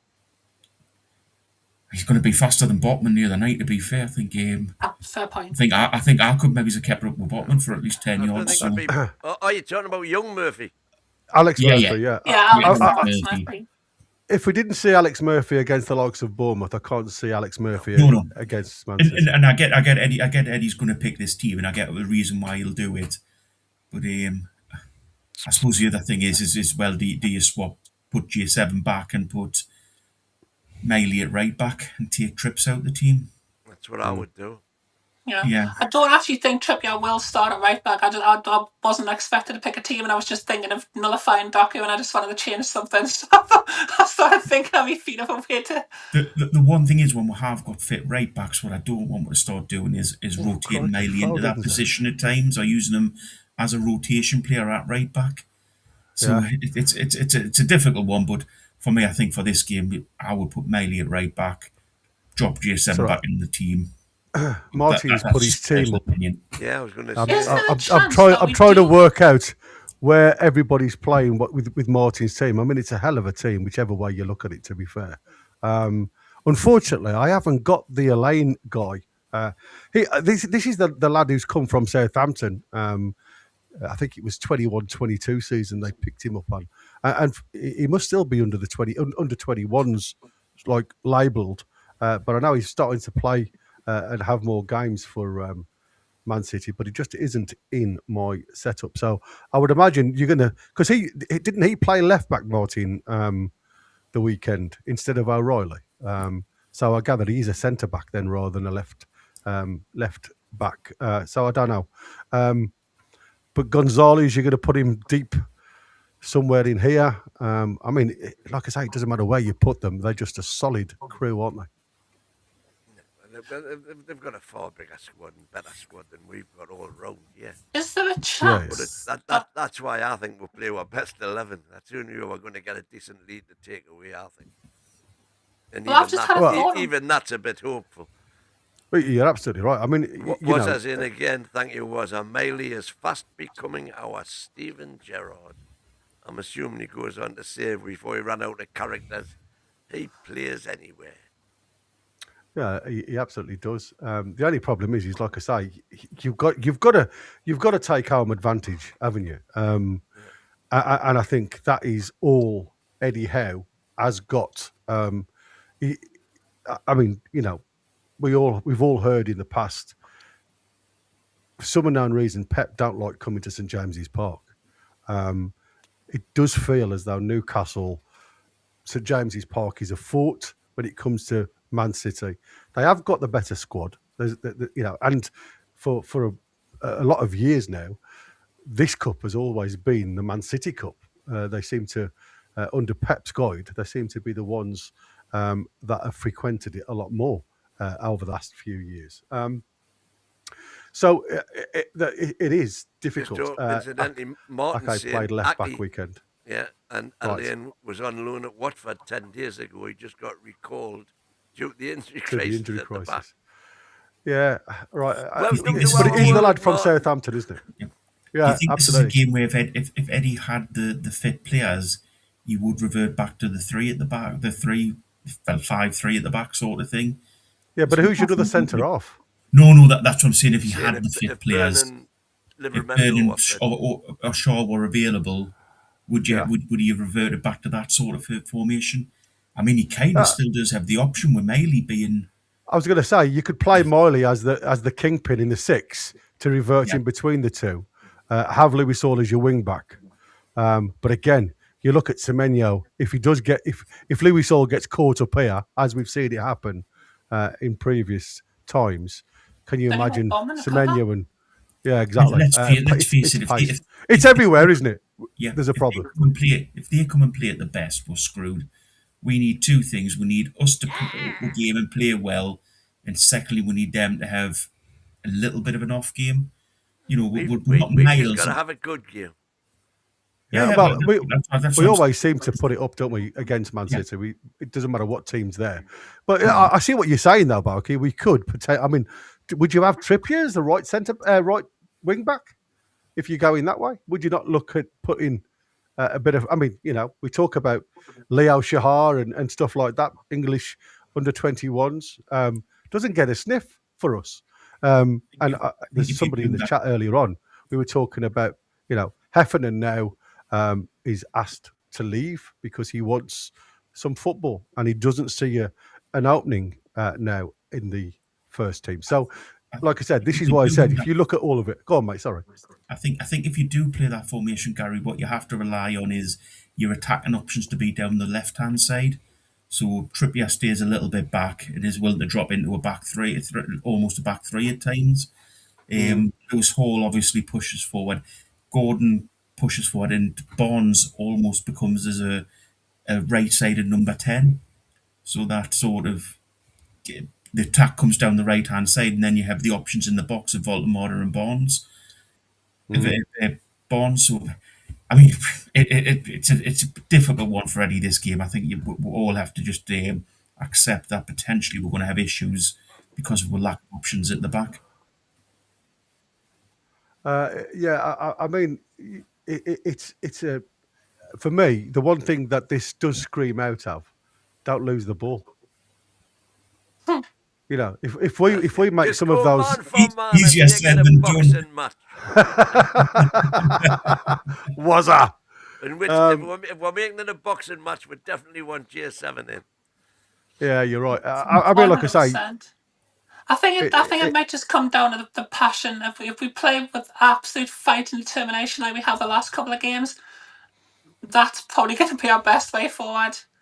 Because the quality is always going to be on the side of Man City in this game. That's what you know. You look at some of our metrics for passing, even though on paper they look fantastic, don't they? You know, but when you look at it, when you're watching the game live, as we do, when we do in the match by match commentary. I think sometimes you can see the stray pass.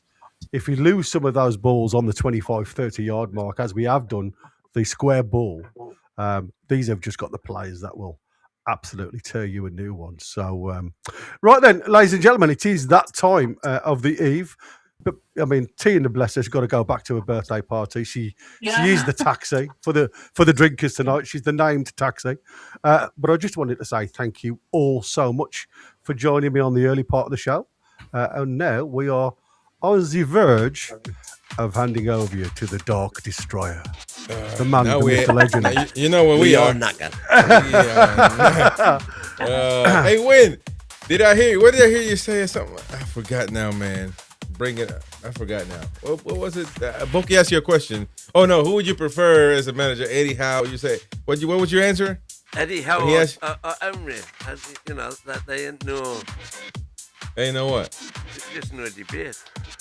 No debate. All right. Well, let me ask this mighty win real quick. I'm in the out. Oh. I'm in the out. Oh, you're seriously asking that question. But you see how sad did you see and hear how sad that voice was? Flip, flop. I'm in the out.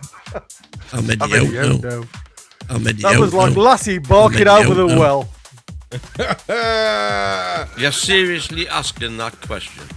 We updated, man. We're updated, man. He's mad. He's not happy I clipped that. He's not happy I clipped that. Look at that. Look at him, man. Don't worry, we're coming back. It's coming right back at you. All right. Let's get going, folks. Let's get going. Thank you very much to to all the early night show hosts, of course, Gary, Christina. We got to get to the late night show now, ladies and gentlemen. Let's get going. You are listening to NUFC Talk Radio. The voice of the Toon Army. Live daily on the website, on YouTube, and on every online radio directory. NUFC Talk. The voice of the Toon Army.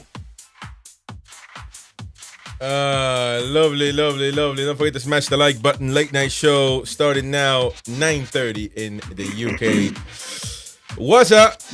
Just go man for man. There you go. That was a super chat. Thank you very much, Warren. And we got 2 to go to reach the 10 super chat a night. Of course, you can go. You can keep on going if you want to. Help the channel grow. Smash the like button, though. That doesn't cost you a damn thing. And you can become a member and help the channel that way as well on a monthly basis. $4.99 gets you a lot of shows privately just for you. And there you go. So we got Jamie, we got Roy, we got Boki, and Kevin should be coming soon as well.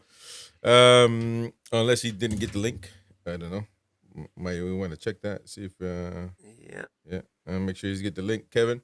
And another happy clapper. And we're gonna have a good discussion. We got a lot of news, and we're gonna talk about ticketing as well. So actually on the board, we got 3 season ticket holders actually forming a triangle right there. Jamie, Mighty Win, and Kevin. 3 season ticket holders. I think Roy used to be one once upon a time back in the Ashley era. I think Boki, were you a season ticket holder, Boki, ever? You're muted, by the way. So that maybe that's a good thing. Boki, we got your clip too, man. But anyway. You made the soundboard, but so it's gonna be interesting because some people are whinging, some people are we're gonna talk about that. And also the club did release a statement about tickets and how things are going, season tickets, away tickets, all the tickets available. So we'll talk about that, of course. But I want to get the lads' takes on their about their thoughts on the match over the weekend, and it was a great. I mean, it was a great match to watch. To be fair. I mean, let's be fair. That it was a proper football match. Meanwhile, Mighty Win is funnying around. I don't know what he's doing there, but nobody can read that. Either way, blocking your face. Thank you for doing us a favor, man. Appreciate that. Everybody's happy about that. And that was the table after the Man United game when you clipped the Eddie out, because I said Eddie out because that result probably means we can't make Champions League by the end of the Christmas fixtures.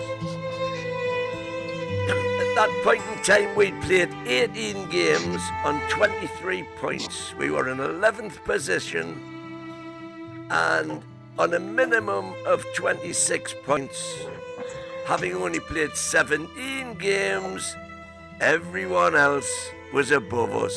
So the odds of us winning one more game, Burnley, and all of those teams dropping enough points for us to be Champions League meant that all of a sudden I was right all along, and Eddie got to within 3 points of Champions League after the Burnley fixture. End of.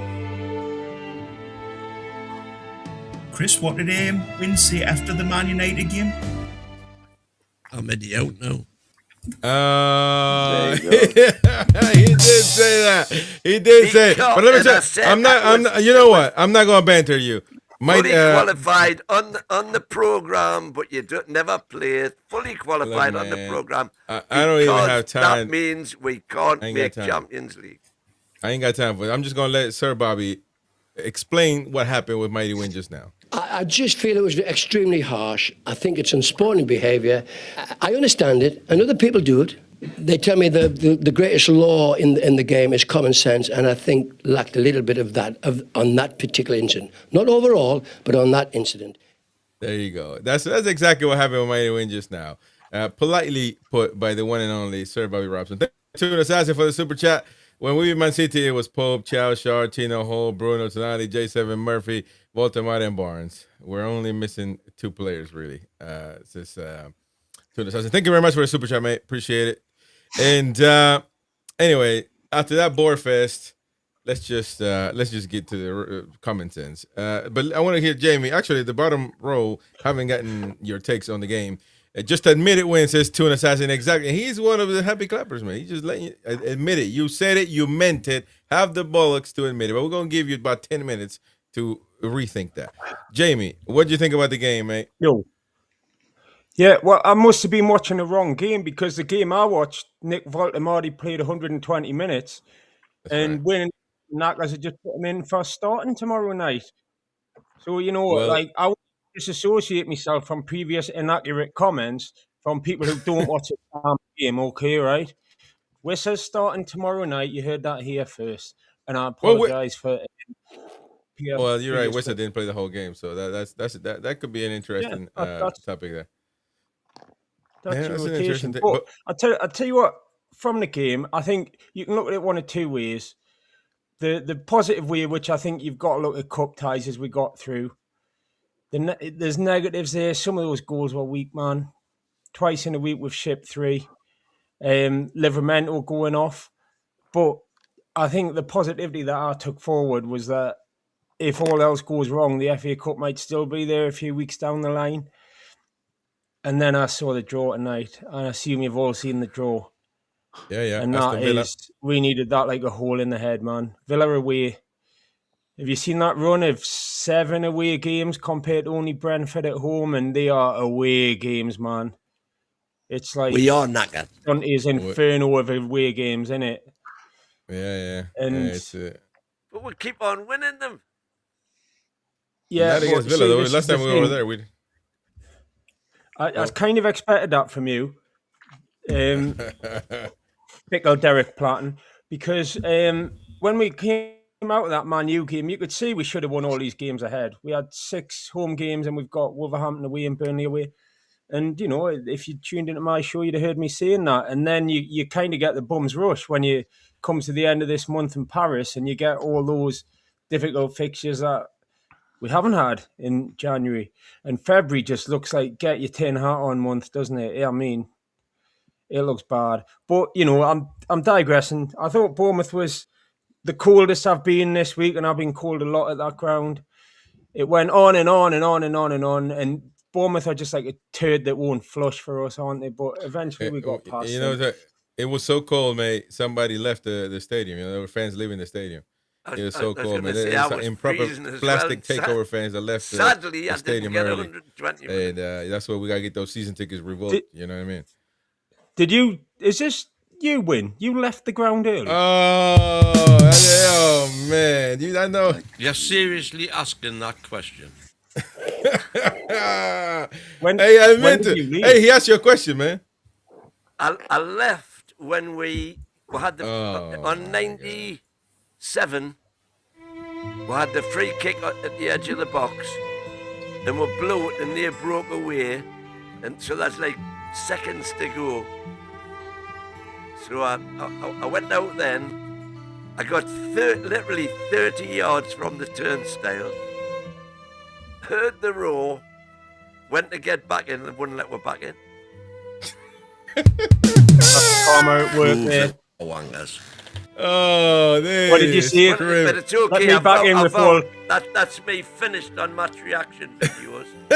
Listen, stop blaming the match reaction, man. Anybody with common sense will just stay there until final whistle, man. Yeah, right. But if I stay at the final whistle, I can't get back in time for the match reaction. Man, yeah, you can, man. You acting like you gotta walk 2 miles off the stadium to get a taxi, man.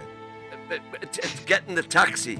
If I wait until then, the queue for the taxis is like 300. You should be connected for getting a taxi. Exactly, man. Exactly, man. A proper fan stays till the end of the game, no matter what. And absolutely. I mean, absolutely. How it happened to you, we will never know, because it would have never happened to anybody with common sense. You don't just walk out on an elimination game, man. What's the matter with you? Oh my God, Roy, what do you think, man? What's going on? I don't blame Win for leaving because we were shit. No, we weren't. The whole game. No, we weren't shit. Man. The whole game, we were bad, not great. But yeah, Win, I don't blame you, mate. It was. I would never leave, even if it's 7-0. I won't leave. I never leave. But it was up and down. Another Jekyll and Hyde game, really. We looked good in 5 minutes, and then 5 minutes later we're rubbish, and then 5 minutes later we're kind of playing good football again. And most of the extra time we were bad as well. We're not great. But then we scored in the 118th minute, and I thought, that's it, we're done. And then again, I don't know, Jekyll and Hyde. How many goals will it end now in 2 games? 6. Yeah, 6. We scored 7 though, so it's always look at the positive side. We scored 7 in 2 games, and we say we haven't got good strikers and a good forward line. So bring on City tomorrow. Don't worry, they'll score 7. We'll score 3, something like that.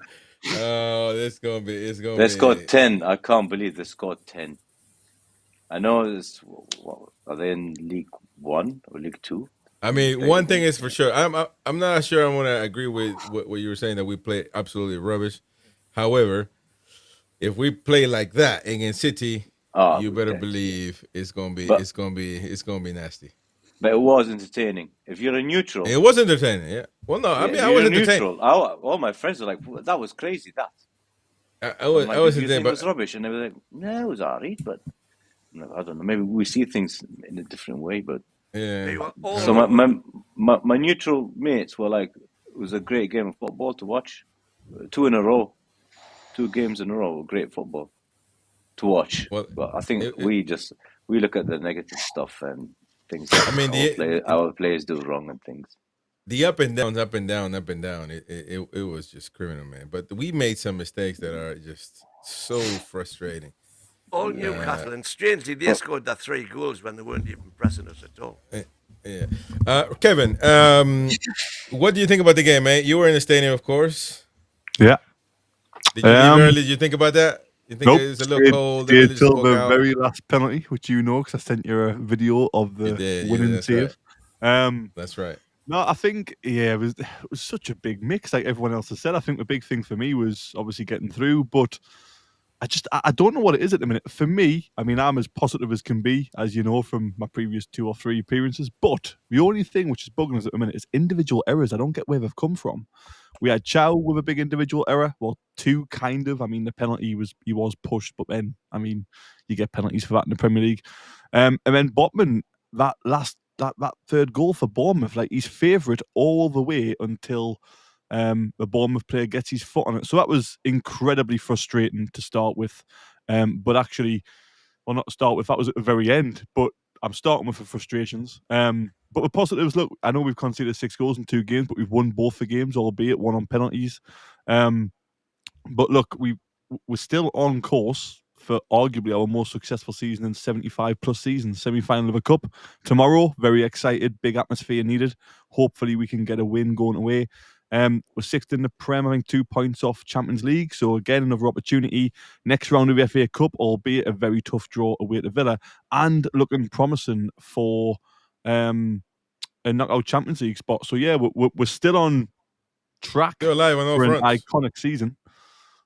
It's tough. It's the individual errors which are frustrating me at the minute. I think Chow with 2 against Leeds, and then Botman I just don't get why he doesn't put that ball. Chow, you can say it's a night off. Botman hasn't been. The breaking news today, of course, the Botman got a new contract until 2030. Yeah, you can look at it 2 ways. Either regardless if it's good or bad, we're going to get our money back, or some would say he wasn't worth getting a new contract, because if you're talking about getting him a new contract, you almost guaranteeing that he's getting paid well over $100K now.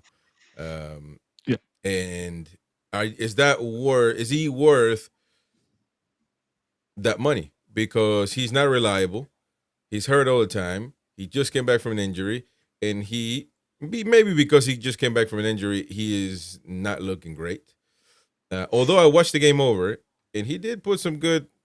I mean, you would expect him to make some stops, and so it looked decent, and he actually had an opportunity to score as well. Although again, I don't think you can judge a center back on scoring; you got to judge him on defending. But he did make a massive mistake at the end of the game that could have been just unbelievable. Go on, win. It was unforgivable, the mistake at the end. Oh, come on, when How he's, do you he's know? a guy that's That was, From a guy that left the game. I was home and watching it by then. Yeah, you wouldn't know. Yeah, exactly. So, but I mean, from a guy that made the biggest mistake as a Newcastle season ticket holder could ever make, you know, you have no patience towards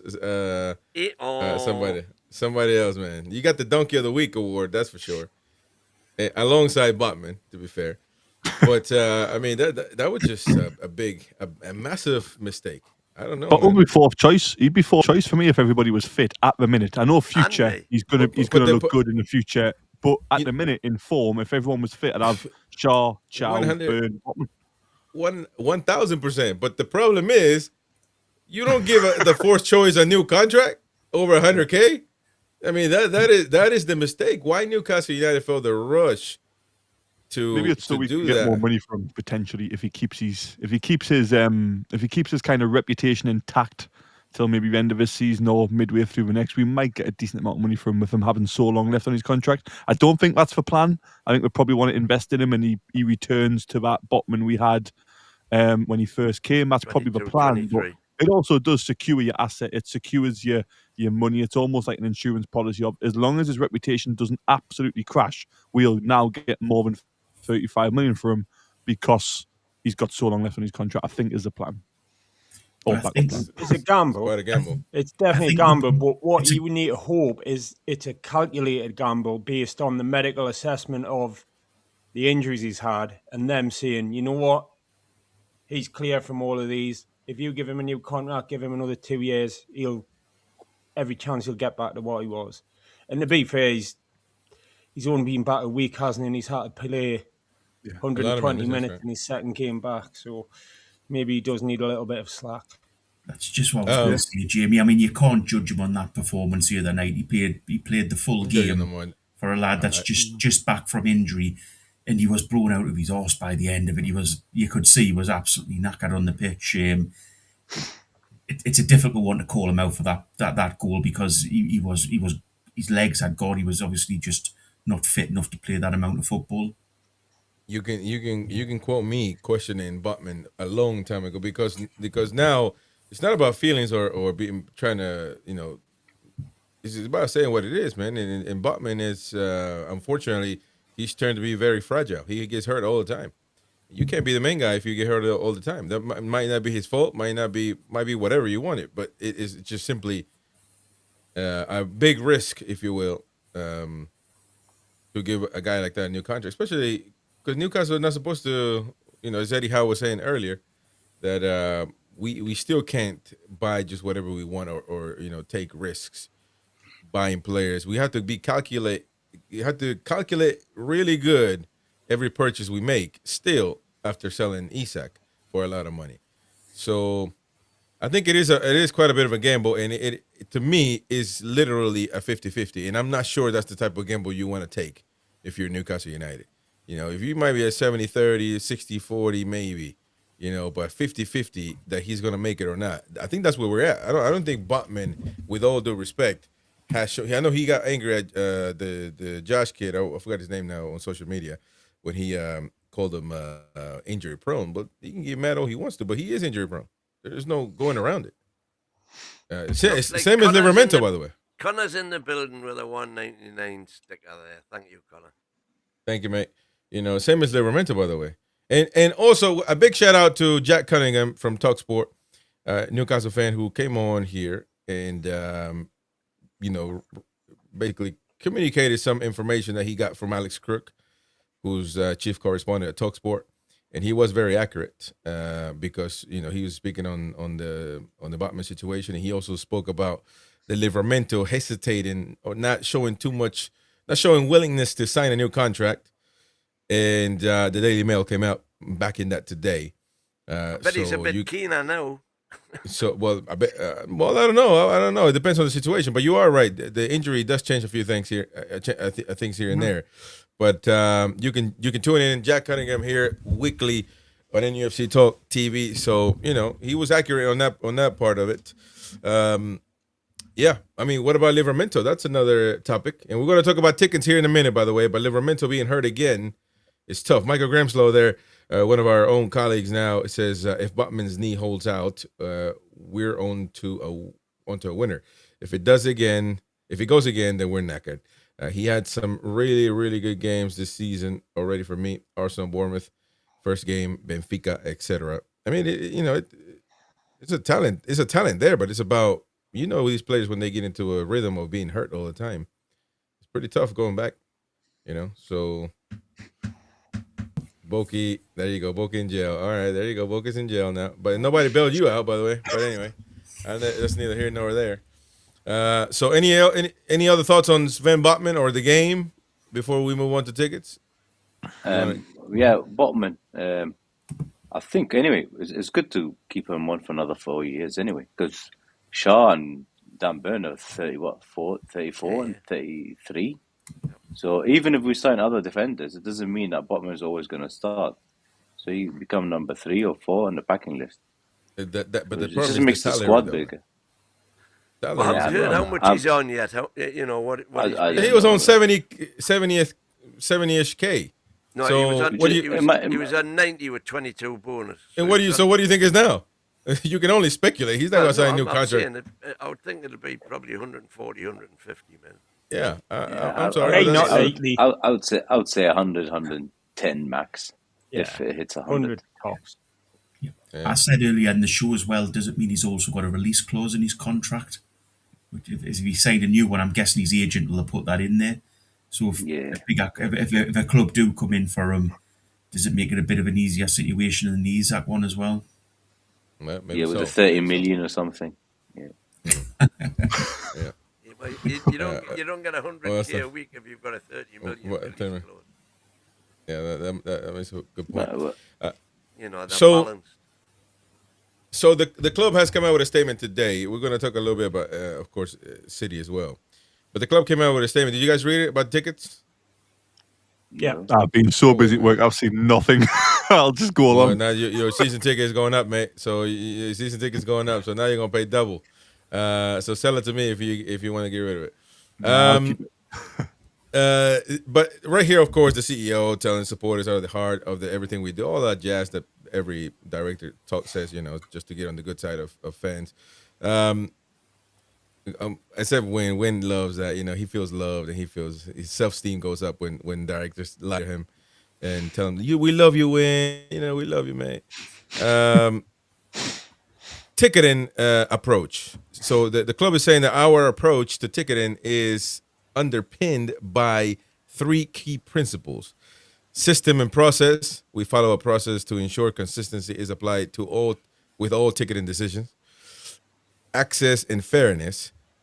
They say the club, we ensure is a fair approach when selling tickets. And consultative evolution, which Mighty Win, again, was part of that when they gather all the old twats together and asked them, to make them feel important about, the club's still going to do what they want. But they ask them, say, we consult with supporters on ticketing changes. Jamie, did you go to that one? I went to the away tickets one. Oh, okay. That was years ago. No, this was like less than a month ago, man. That's been 2. You didn't smell the Bengay in there, man? It's, it smelled like... First one was about the ballot and the next one was home tickets. Smell like Vicks, I've people got a season ticket, so home tickets doesn't really affect me. So you probably shouldn't have went either, to be fairness. Did you stay at the end of that, or did you piss off before the final vote? At least he's real, man. At least he's real. Not like you win. But so the season tickets, we are currently have over 35,000 season ticket holders. This equates to approximately 70% of home fans at a typical Premier League match day at Newcastle at St. James's Park. The remaining of 30%, the vast majority of these tickets are reserved to our Max Plus and Max members ballot. So 30%, there are left of what, 20,000 or something like that? 25, yeah, somewhere on the line. Thank you, super chat. Boki out. He's 17. Not Joe material. He's there. You go. Bail him out. I am a Freeman. So why was he in jail anyway? I don't know. It's just this is a communist channel, man. For saying a naughty word. People I forgot that's it. That's the American approach now, when you just throw people in jail whenever. Well, no, wait, you gotta be careful, man. We'll go kidnap you and bring you back to the States if you don't if you don't stop playing. But listen, so 35,000 season ticket holders. So 20,000. I'm assuming 50. I'm just 55,000. That's how many people get in roughly? 52, whatever. So 52 about to 1-3. 52, but you've got to take off 3,000 for the away fans. Away haven't fans, you? yeah. Oh, well, there you go. That's interesting. So 14,000.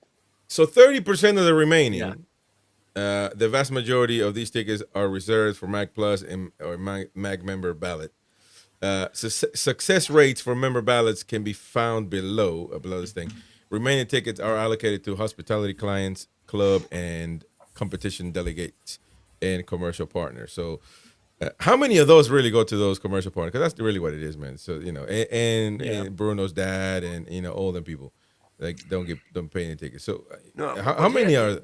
Here's the thing, right? The number of comments we had coming through last week saying they'd managed to get tickets through the ballot for the Bournemouth game, despite having applied hundreds of times before, not getting them. Loads got them, I think. And that coincides with what the club told us at the meeting, that they've got a full team now working full out on bots, identifying third-party selling sites, and clamping down on the season ticket. 137 season ticket holders have had their tickets revoked. Oh, man. But it has to, at some point, there has to have some type of formula to it, because, like Cuff is saying, 0 out of 16 so far. Doesn't seem so fair, does it?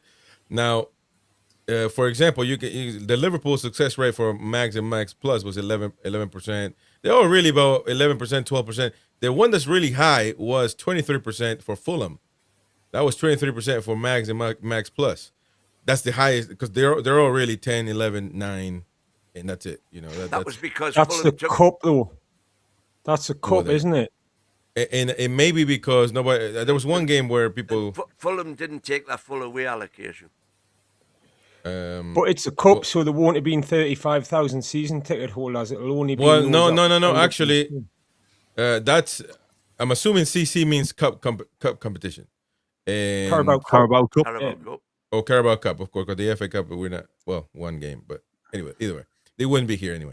But I got two Fulhams, and they don't have. I mean, one had to be a cup, but I don't know which one. But they're both. Oh, the Fulham one was 23. One of them was 23. The other one was 11. So I don't know which one is a cup or Carabao Cup. Not sure, but it doesn't say on. Well, it'll be the big one because you won't have as many season ticket holders. Yeah. I think what they do need to clamp down on as well is these fans who leave before the end of the game. Get the cameras on them, because if you're not willing to stay to support your team till the end, right, then in my view, that is 1,000%. That is 1,000%, man. That is for real. There you go. But I mean that's an interesting thing, because now there's 4 season tickets. They're working on a waiting list. So the Fan Advisory Board is leading the work on creating a season ticket waiting list scheme with support from Newcastle United. Updates will follow, of course, when due course. So in due course, so whenever that is.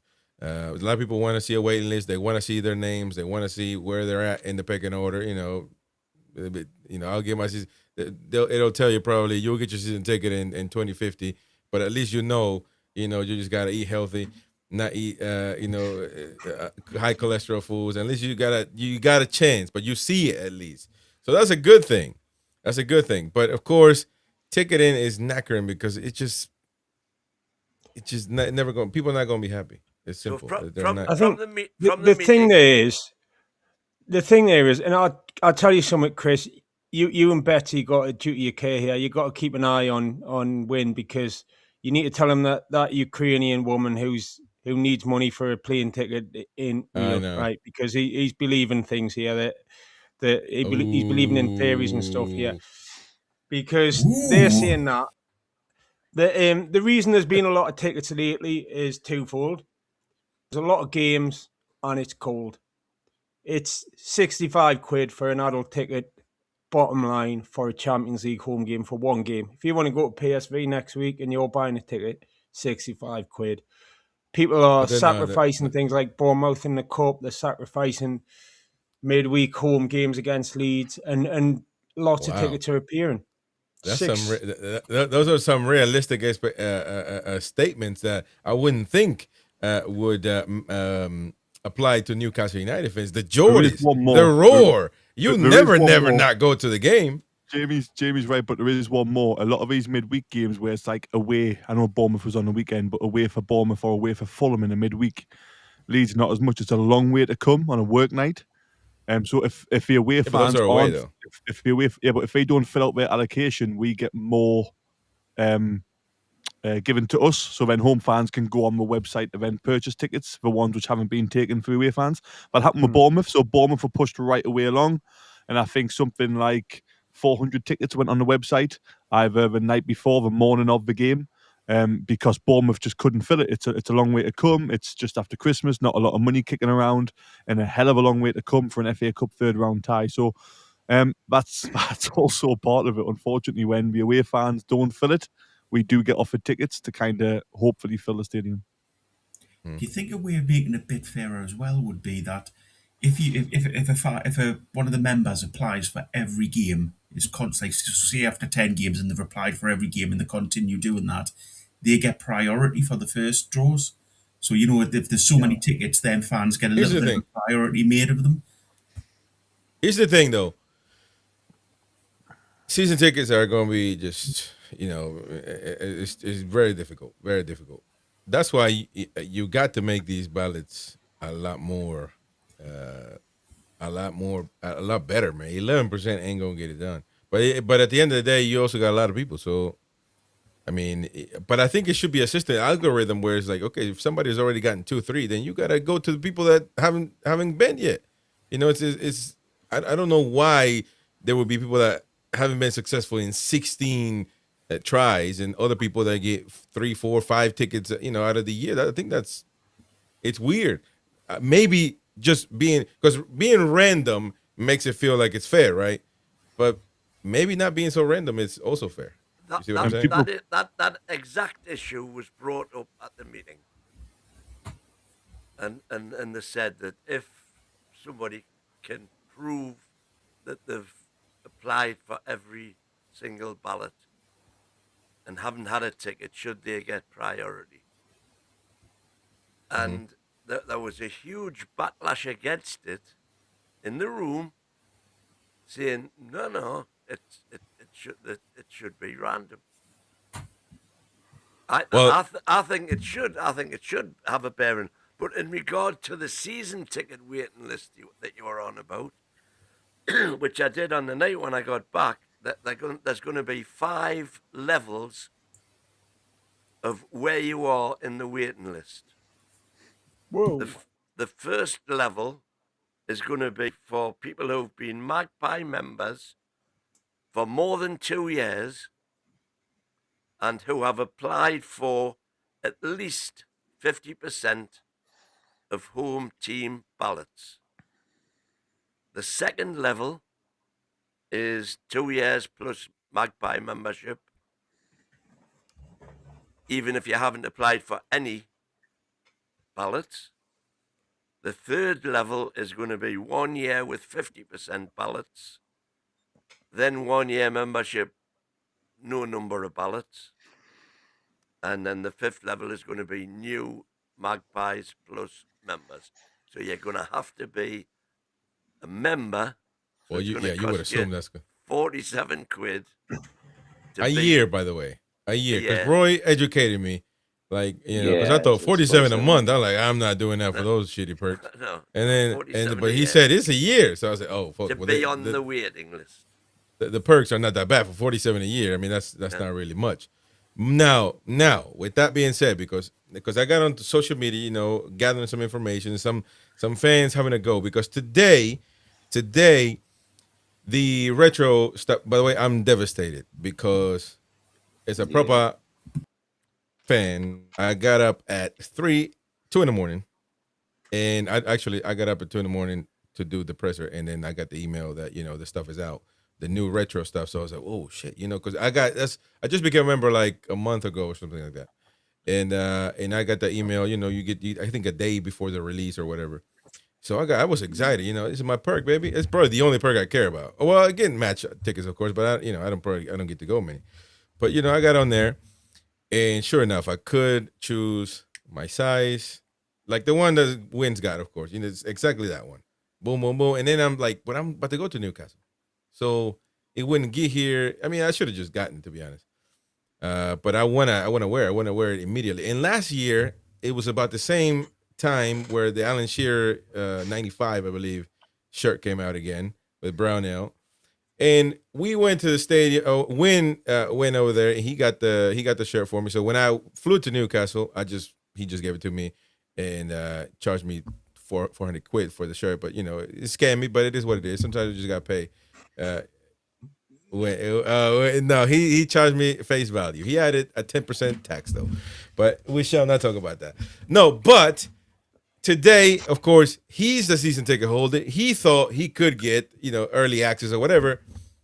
But come to find out, he is knackered because season ticket holders, it doesn't matter. You got to wait until tomorrow. So that was that. Now I'm gutted because I went on the website and they're all sold out. So hopefully they will have some in store. They'll be in the store. Which is probably regard just as well, because you ordered XL and I says you'll want a 2XL. No, XL, baby. I'm XL. I've lost 20 pounds, XL. But that's not the conversation. They are loose fittings, all of them as well. Yeah. That's why I was going to order a large actually. Now, anyway, I go on social media.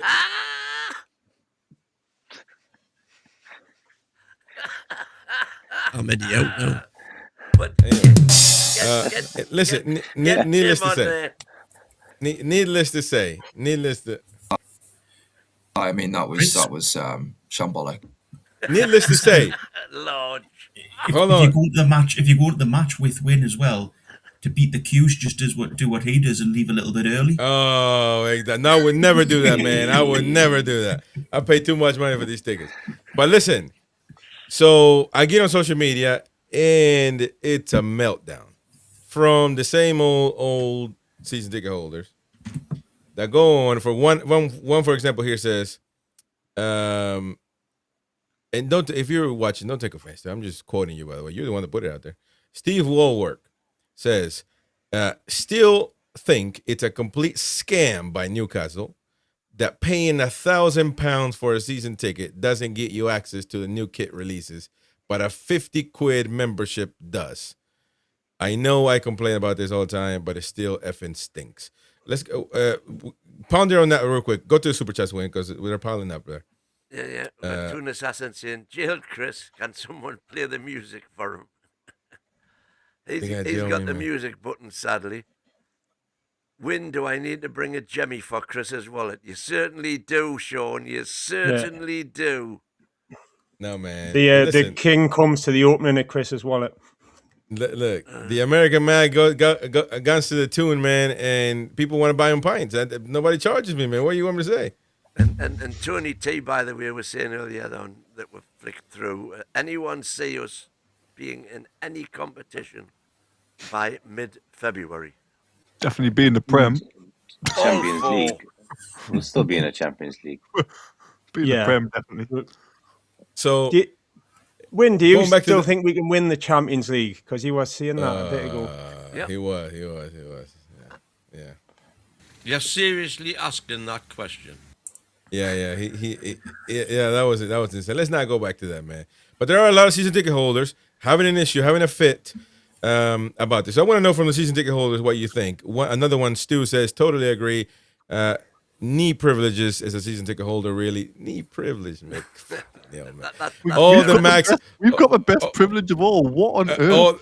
All the Max Plus resellers have been on and bought all the normal size stuff for the first release today. I didn't even know I had the Max Plus membership until I seen an email tonight. And there's many of them like that, I want to know your opinion, season ticket holders. I mean, Kowe, what do you think? And you got discount on your stadium tour, by the way. I did. As a member, though. But they're talking about season tickets. You as a season ticket holder, do you feel scammed? Do you feel lied to by the club? because you didn't get this shirt today. No, I know. When I signed up at the start of the season, I know what I'm getting for my money. That's it. I don't care. I'm not bothered at all. I think, yeah. Because that's available for me to buy that membership as well if I want to. Absolutely. It used to come with a season ticket not so long ago, but but that's the conversation. You're just not a Members Plus member. No, I don't think so. Win. I don't think. I think you might be right there. But at the end of the day, the question for me is with this kit. I'm not a kid. I don't need it today. And it's different for you, Chris, because you're coming over for a trip and stuff. But like those guys on Twitter and stuff, I don't need it today. And the club needs to, in this case, put enough stuff out there to meet the demand, because that retro stuff, that lovely retro stuff, that's a PSR blaster that people are going to buy that. It's gone, man. Well, online they're gone. So they just need to produce as much as possible. And yeah, but they can make more, and they need to make more. Well, it's happened like this with a couple of runs. It soon comes straight back. Yeah. But a lot of people complain about that. So, Kevin, I mean, do you agree with your counterparts? I mean, I'm not particularly bothered. I think it's actually quite fair. Like, our privilege is we get guaranteed games to every home game we want. If that's the FA Cup, the Carabao Cup, the Champions League, the league, like we have the best privilege of all. So I think if other people want to pay £40-something a month to be able to get early access to kits and stuff, then I have no issue with it. I can, like Jamie said, I can opt into that as well. But we'll just make more. There'll be loads in store. There'll be loads in the Metro Centre shop. There'll be loads in the shop at the stadium. And there'll be plenty more coming in stock as well. So it's going to make money. It's good for the club. It's brilliant in a way. It's very clever marketing. We give you early access, so everybody pays £46 of a club. Get in, we get more money, and then we all go on early and sell it out. Brilliant, we get more money. And then the people who didn't have early access will still buy it when it comes back in stock anyway. So get in, we get more money. I think it's just clever marketing. It's probably most clubs do. I think don't Man United have to pay £1,000 to have the opportunity to be able to get a season ticket. I'm sure that's worth just looking like an upfront fee. Like a waiting list, you pay for it's a like waiting list. It's like £1,000 just to be Well, anywhere listen, near a waiting list. It's very simple. Because I think Newcastle United is a big club, unlike Wayne. Out of the big clubs, Newcastle United is the cheapest out of all of them. I've looked literally. And to be honest, that's why when people raise the season ticket 2%, 10%, 5%, 10%, and people complain. Man, Arsenal. Well, I'm not saying we are. I was the lone voice at the meeting who had the conch and said, "Listen, if my seat went up to £2,000 just for the sake of argument, or £3,000 to match Arsenal's, I think that's the money the club need to compete at that level. And if I can't afford it, that's life. I want a Maserati, but I can't afford a one. So if somebody else can afford a one, they get it. End of story. I'm a little bit blind to it anyway, because I'm quite lucky through a couple of places I work. I probably could get a couple of tickets if needed, and I probably could get access to kind of online stuff. So my opinion is probably worth nothing here, because I'm in a fortunate position where through work in the past and through knowing some people around the club, I probably could get a last minute ticket. I've got one for my mate who's coming up from Barnsley in a couple of months. I've already got that one pretty much secured. It's not even on sale yet. But again, I'm very lucky. So my opinion probably isn't worth anything on this, because I'm a very fortunate person in terms of having a season ticket. But also, if it does come to kind of desperation, I probably can send a message. So yeah, I'm very fortunate. Hail Cesar, season ticket holder as well, says, "I'm sorry, I'm a season ticket holder. It's a crying shame." By the way, we did see a super chat, but we're not putting it up. Cheers was. Is that okay to read out loud? I'm not sure. I get confused with was Jordy. But either way, I appreciate you, man. Thank you very much. Or not. It's like, where's that message? Sorry that happened, or happy for you, type of thing. Whatever. I appreciate it, mate. And, you know, it's an interesting situation because a lot of people complain on social media, but you guys are very much in the same sentiment. I mean, what do you think, Boki and Roy? I mean, you guys are not season ticket holders, but your opinion is valuable as well. Do you think they should maybe give season ticket holders a percentage off tops? So, you know, like if you're going to the club shop and you're paying money for something, offer like a 10% discount or something. You know, I know it's not much, but it's sort of just a little thing from the club. If we get into into that argument, and listen, I'm probably gonna stretch it here, but steady when your mind is dirty. But I'm you know, if we do that, then, you know, because I mean, what do we do for international fans then? Because I spend what you spend on your season ticket for just 5 days, if actually more, to just go to some games, you know, and whatever, plane tickets and that. So look, do I deserve a discount for being an international fan? You actually have international fans. You got international supporter group, etc. You know, you can get into these conversations where we should get that. But I think it's more about what the guys were saying.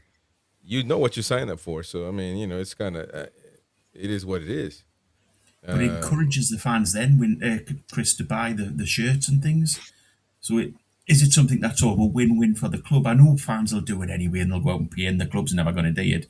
But I think maybe it's just for like loyal fans, or if a fan's been a season ticket, say, for even like 10 years or something, give them like you get 10% discount because you've been a season ticket holder for so long. I'll tell you what, I'll settle for 10% every 10 years. I'd take that in a minute. Yeah, but you know, it's just a little thing from the club, but just to you know, show appreciation to the fans who go to the games. I understand about international fans, and I don't think there's any way around that, though. That's just sort of, you know, that's part and parcel of life. Like, you have that, some people do get things and some people don't. Well, here you go. Look, go to the game maybe do deserve that because they are forking out definitely every season for an amount of money. As I was saying earlier, sorry, Martin's asking, how is Win wearing a one? Is his from years ago? It is. It's 30-year-old. Yeah, that's what he said. I've got the match shirt still from the 90s. But it's interesting because Tony T is saying, Tony T in the Flying Crumpets, some people pay through their arses for tickets, others are giving them to mates. Well, that's another. That's a situation right there, and I brought it up. You wouldn't hear that if his mate had one, though. Exactly. That's the thing. That's been going on since day one. Yeah. I mean, like I said, you know, I try to stay very consistent in life. I can't. As much as I understand the point, I can't complain about that. I would be a hypocrite because I'm getting tickets from friends or so-called friends. I don't know yet. You know, one in particular here. But regardless, you know, it is what it is. And then you get people like when you get to know them. I'm struggling for the Aston Villa one, so if anybody's watching, I'm struggling because I gotta take my wife, man. I can't say, hey, baby, stay outside for a minute. I'll be right back in 2 hours. You know what I mean? So I'm struggling with that one. But the problem is, ooh, hey, we're going back to the 1950s, man. That's classic. That's what used to happen. But the game. I like it. I told my wife she doesn't need a watch, man. There's a clock on the stove. She doesn't need it. She doesn't need it. Proves it. No, but listen though. I've lost my train of thought there for a second. No, I can't complain about that because, you know, everybody benefits, and to be fair, if you got you know, your brother or a son that's an adult, I mean, why wouldn't you be free to transfer that ticket to them? You know what I mean? It's as long as I don't have a problem as long but as there are making some money out. But there are some season ticket holders that do want to make a couple quid, man. So don't act like they're all saints. That's not one. Yeah. No, so, you know what I'm I mean? saying is that's who I object to. But to be fair, the other week, my brother, who is a season ticket holder with my nephew, my nephew's broke his ankle, so we contacted the club and said, could we upgrade my nephew's ticket to an adult's ticket so that I could go without my brother. So I think as long as you're doing it properly, as long as you're sorting it out with the club properly, then there's no issue with that. Now, so I had a good point because when we talked about the prices, and I was saying, the other clubs, because I looked around, Steve, not because of what you said, I was looking at teams to support. No, because I started looking at, how much really season tickets, because there were some complaining that it went up like 2% or 5% or something like that, or 10% maybe, I don't know, this year, I think. And then people were complaining about it. So I looked at other teams, and Arsenal's is like, like 5,000, man, or something like that a year. So, it depends, I guess, where you sit. But regardless. And then, and so I was talking about prices that other teams have higher prices. And Toon here says, Chris, the Northeast has the highest poverty figures every single year, mate. And I hear that, and I would respect that coming from somebody that lives there. But then you look at the shirt being sold out within 3 hours. And I'm like, and these are not cheap shirts. These are 100+. And then I'm like, wait a minute, hold up, what's going on here? Because if I'm poor, I'm not buying it. I'm not buying the shirt. And then I get to talking to Geordies, and they tell me, that they're. It's just like any other place, but for the vast majority are not doing bad. So I don't know. All of you actually live in Newcastle, except me and Roy. And Roy did live in County Durham, I think. So Chesterfield. Sorry, Chester. So which one is it then? Street. Because people sell these merch out. Not even a day goes by. I think Chris, it's the same as anywhere. It's sorry, what you go on? I think the thing you have to look at is we do have corporate tickets, and that's maybe the barometer of where the money is up here. The cheapest one of those is 216 quid, and it sells out match after match after match. You've got then ones that cost 400 quid plus, and you've got ones that cost 600 quid plus, and they sell out match after match after match. So, there is, it's not an affluent area, but there is money in the area, and the club can make money from local fans. I think there's a point to make. Mm-hmm. Yeah, and by the way, not all fans that buy them are from Newcastle, obviously, but you get the point. That's club prices. That's not going off dodgy website. That's actual club sold tickets. And I think the thing is, it's going to sound brutalist, but when you get into the socio-economic side of things, there is a lot of child poverty in this area, in this country, and that's a horrible thing in the world.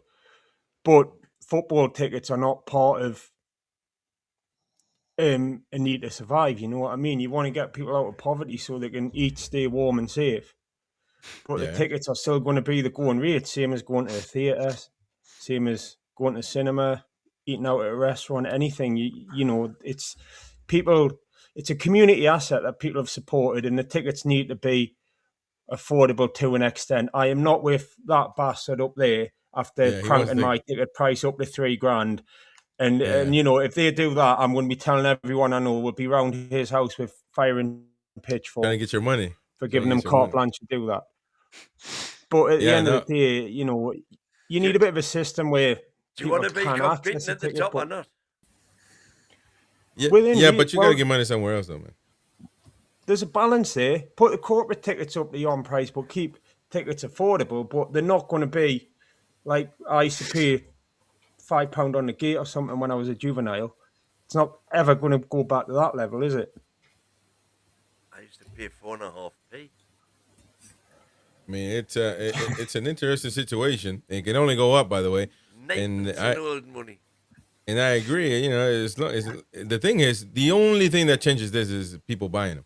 So if that stops, which it will never happen, then the prices will go low. But that ain't never going to happen. People, if you keep selling out within 4 hours, then trust me, they're only going up. They're only going up. It's just the nature of the beast. Kevin, did you want to say something about that? They will come. But Chris, you're like a businessman. You know that if you can sell your asset for more money than you're getting, if you can sell your asset for more than you're getting, you would do it. No doubt. Yeah, of course you so will. It's economies of scale. You've got a price limit that you can go to, and there were people. All football clubs do that, and because we are now Champions League and things like that, I think the prices have to reflect it, and it is bad on the fans that have been there for year after year after year. But if you want to progress as a club, it's part of that process. Look at Man City. Look at Man City, I suppose, is a perfect example. Their season ticket prices and things from when they first started now are massively different. And has it changed their fan base? Yeah, it has probably. But that's part of becoming a big club, and I don't know how you stop it happening, to be perfectly honest. No, you can't. Was it there? So NUFC will owe win $18.92 money on a discount. There you go. There you go, man. Thank you very much, Wes. I appreciate that, mate. You know, it's a tough situation, but it is what it is. Still, by that, we can still be NUFC and be fairly priced. We don't have to become Man United scum. Nope. They only want the wealthy in their club. Money, money, money. Well, that's one way of putting it, of course. But you know, it's only going to go up, man. I don't know. People are complaining also about this because they announced this, I think, a few weeks back, and they were like, "Well, how can the club do that after Christmas?" And you know, it's you don't want to sound, you know, not sensitive to people's situations, but you know, it's just I don't know how to put it other without sounding like, you know, you don't care about people's needs, you know, but it's just people. The club is going to do what they're going to do, man, and if people keep buying stuff, it's not going to stop. Not going to stop at all. I think the thing that wasn't in the figures that you read out earlier, so we established this sort of 15% of the tickets. Oh, jail for Borky. Yeah, 15% of the tickets go on sale match by match, but it didn't say what percentage of those tickets are corporate. What percentage of those 15%? How many of them start at £500 for? Is it Wings the cheapest one? Borky, was it you mentioned it earlier? I think the Barracks is the cheapest now. And yeah, and is Borky on mute? These are the figures from the. Sorry, mate. Yeah, it's £216 for the lesser package. So you have like a light meal, and then you get to sit in a plush seat, basically. Yeah.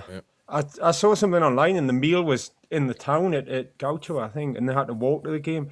But like, how many of that 15% is that, and how many tickets? Because you don't ballot for them. The ballot is just for the regular tickets, isn't it? And if you want a corporate ticket, you just rock up when they're for sale and you buy them in advance. So that 15%, it's 15,000, isn't it? It's like 30%. If 7,000 of those are corporate, we were talking about the figures they gave us. The figures the club gave us at the ballot members. Win. The woman who was running that ballot workshop is not going to shag you. You've got to stop parroting the party line from there, man. It's like, who was that guy who worked? You remember for Saddam Hussein, and he came on the TV all the time saying everything's all right and his bomb's going off behind him. So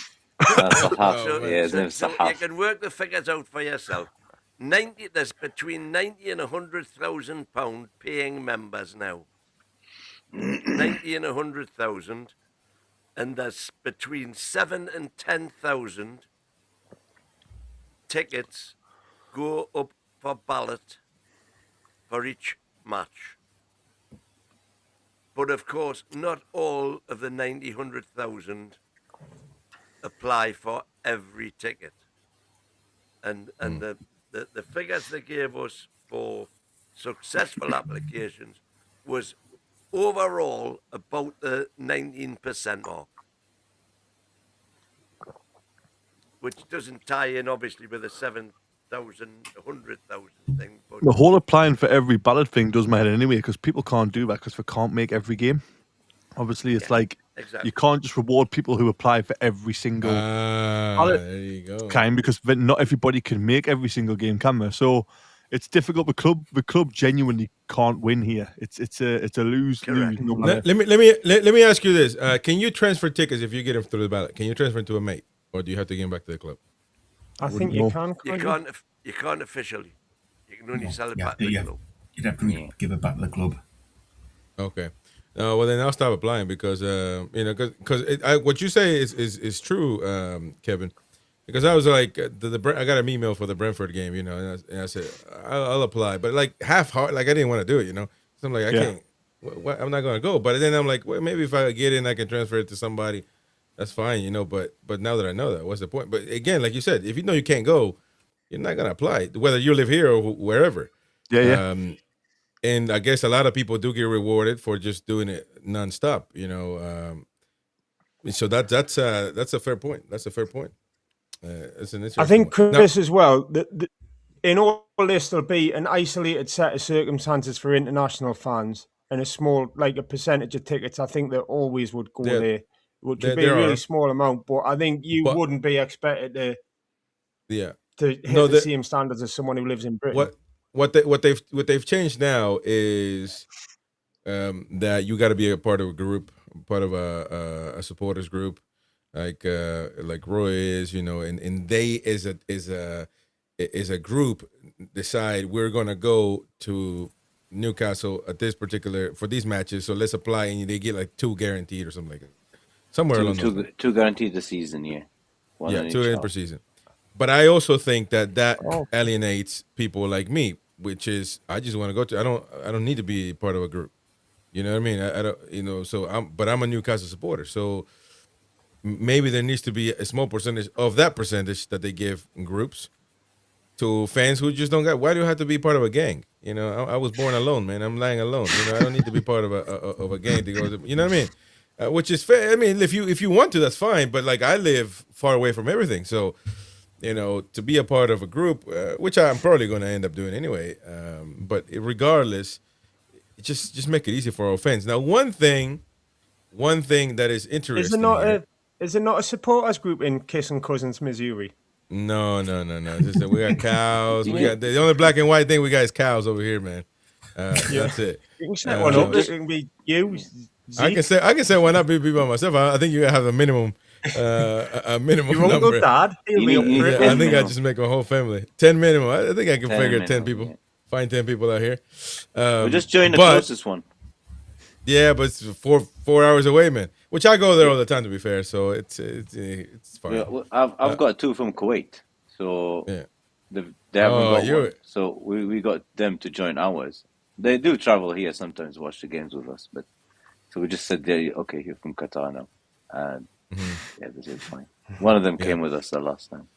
So an interesting thing here as well, as far as the season tickets, we're gonna go to away matches as well because that's important.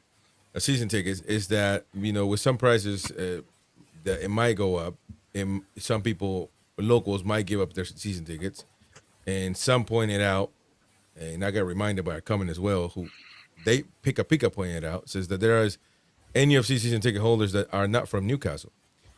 And there are international fans that are season ticket holders, aside from just British fans overall. And I know from, I'm not going to say their names, of course, but I know somebody in the U.S., one out of many, that have a season ticket holder. And it's a season ticket holder, I should say. And the club, due to complaints from Mighty Win and his cronies, said they try to take their season ticket away. This is a story, by the way. It's not. It's real. It's not. But it's a story. It's kind of. And that person said. I haven't made any complaint for. And that person said, but you believe like they do, like the people that complain. They said, why should that person get have a season ticket when there are many Newcastle living that can't have a season ticket, blah blah blah. I've never said that ever. Never. Man, I'm not talking about you, man. Shut up. I'm not talking about you. I'm talking about something else. Your joke for you was just in the first 20 seconds. After that, joke's over, man. Anyway, this person that's a season ticket holder got an email from the club saying we're gonna have to talk about your ticket. And that person was shocked. It's like, what's happening here? I signed up for my ticket, and it just a lot of you know, the club trying to take the ticket away because of complaints and all that, and because obviously, living in America, that person transferred their tickets up to 10 times. And because although you can do it 10 times, it starts looking dodgy for the club that you're transferring tickets. But you can do it 10 times. So it's nothing illegal. Nothing not allowed. As long as you're doing it through the club. No, so through the club system. Well, no, that person was transferred, I think, to the club system sometimes, or some people that they knew. and you can do that. Friends and family, baby. What happened to their rule? It only applies to Geordies? Thank you very much, Ian. Appreciate you, mate. So, Let the friends and boss out of family. jail. Crawler. Friends and family. No, So hang on. maybe so. Okay. So let's continue, Jamie. Go on. It's a digital ticket. So if you want to give it to a friend, you've still got to go through the club and say, I'm going to transfer this. Well, of course, yeah. And then he gets the email with the ticket on it, and my ticket gets invalidated for that game. Yeah, so of course. So you can do it that way through the club.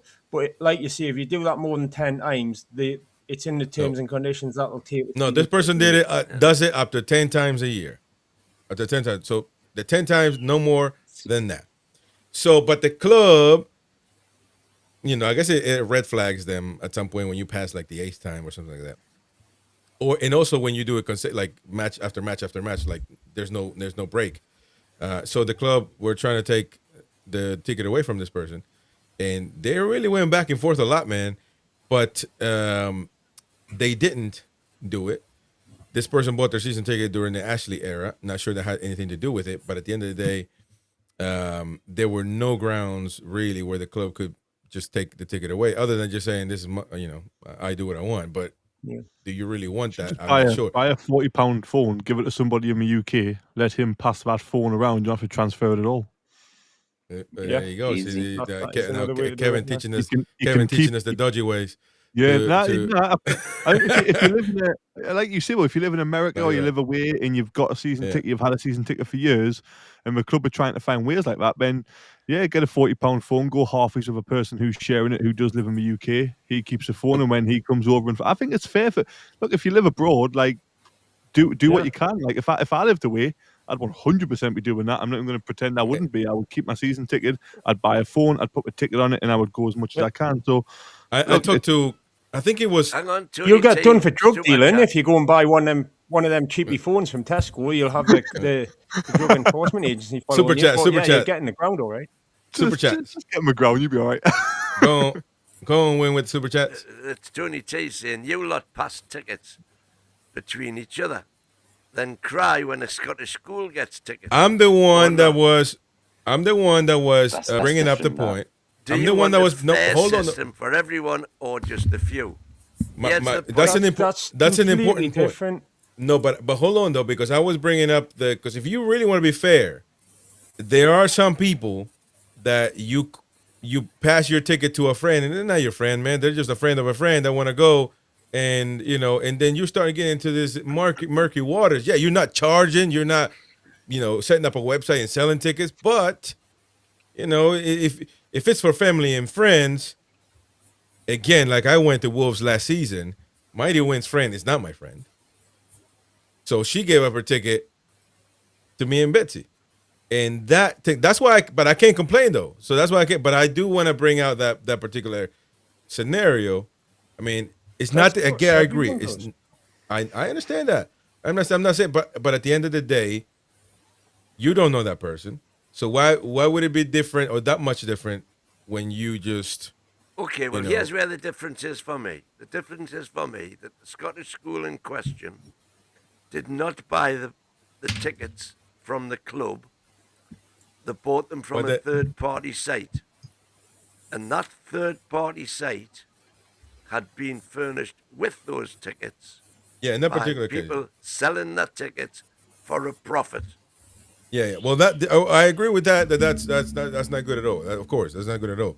But there are some, gray areas. But as I was, just saying, when it comes to the season ticket holders that are outside, there you go, that are outside Newcastle, in maybe even in other countries, some local fans. I want to know your opinion because it seems like Kevin and Jamie are agreeing with each other here. But there are some local fans who say, "Wait, those tickets should be going to us because we can go to every game, So why should a Yankee or a Yank, as you guys would call them, get a ticket and they're over there and they're just transferring. But they also got a point. That's why the club didn't take it away from them. I think just a quick point. I would call you. Oh, sorry. I was just going to say I would call you a septic or a septic tank. There you go. And by the way, I'm not a Yanks are in the north of the U.S. I'm a Southern man. I'm a country boy. I think the big point on this, Chris, is the likes of you and Betsy getting tickets for games. Win knows you, so he spoke to a friend, and that friend is trusting Win that you guys won't cause any problems at the game. You're not going to sort of cause any issues, and sort of you'll be respectful fans.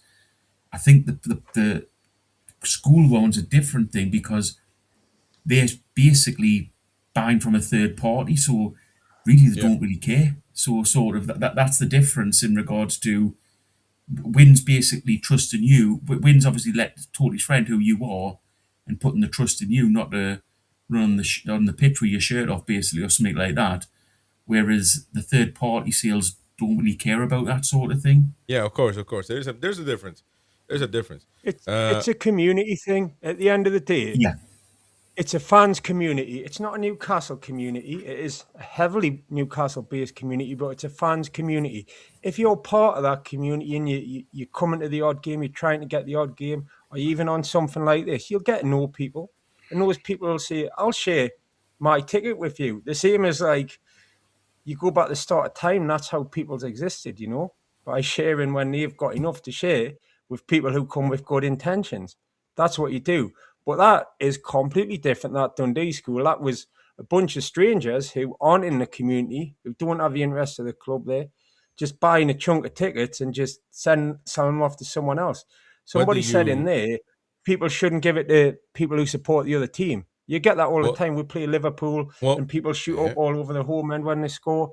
That's exactly what that situation would be. Most of those Dundee. So you would draw the line when it comes to if my brother is a Mackham, or let's not draw that would be if my brother is really your brother, he's a Mackham. Yeah, is it really? If my brother is a Man U fan and he wants to come to Newcastle Man U at St James's Park, what do you do then?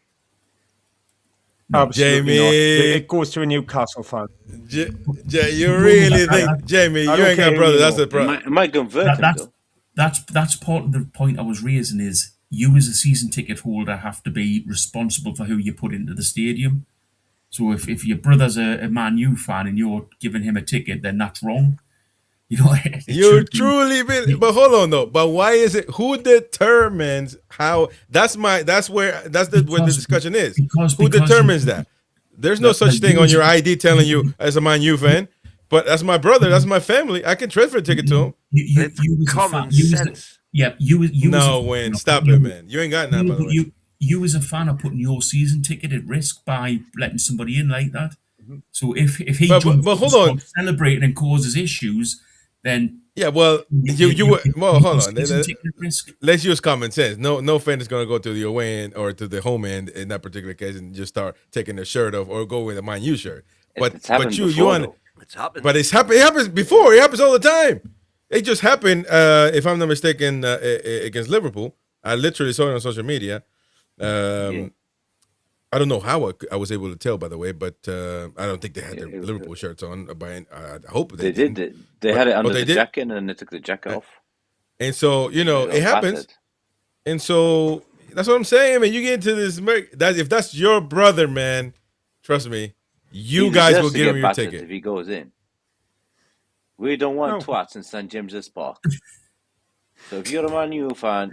To be fair, there's plenty of St James's Park. I sit in front of about 6 of them.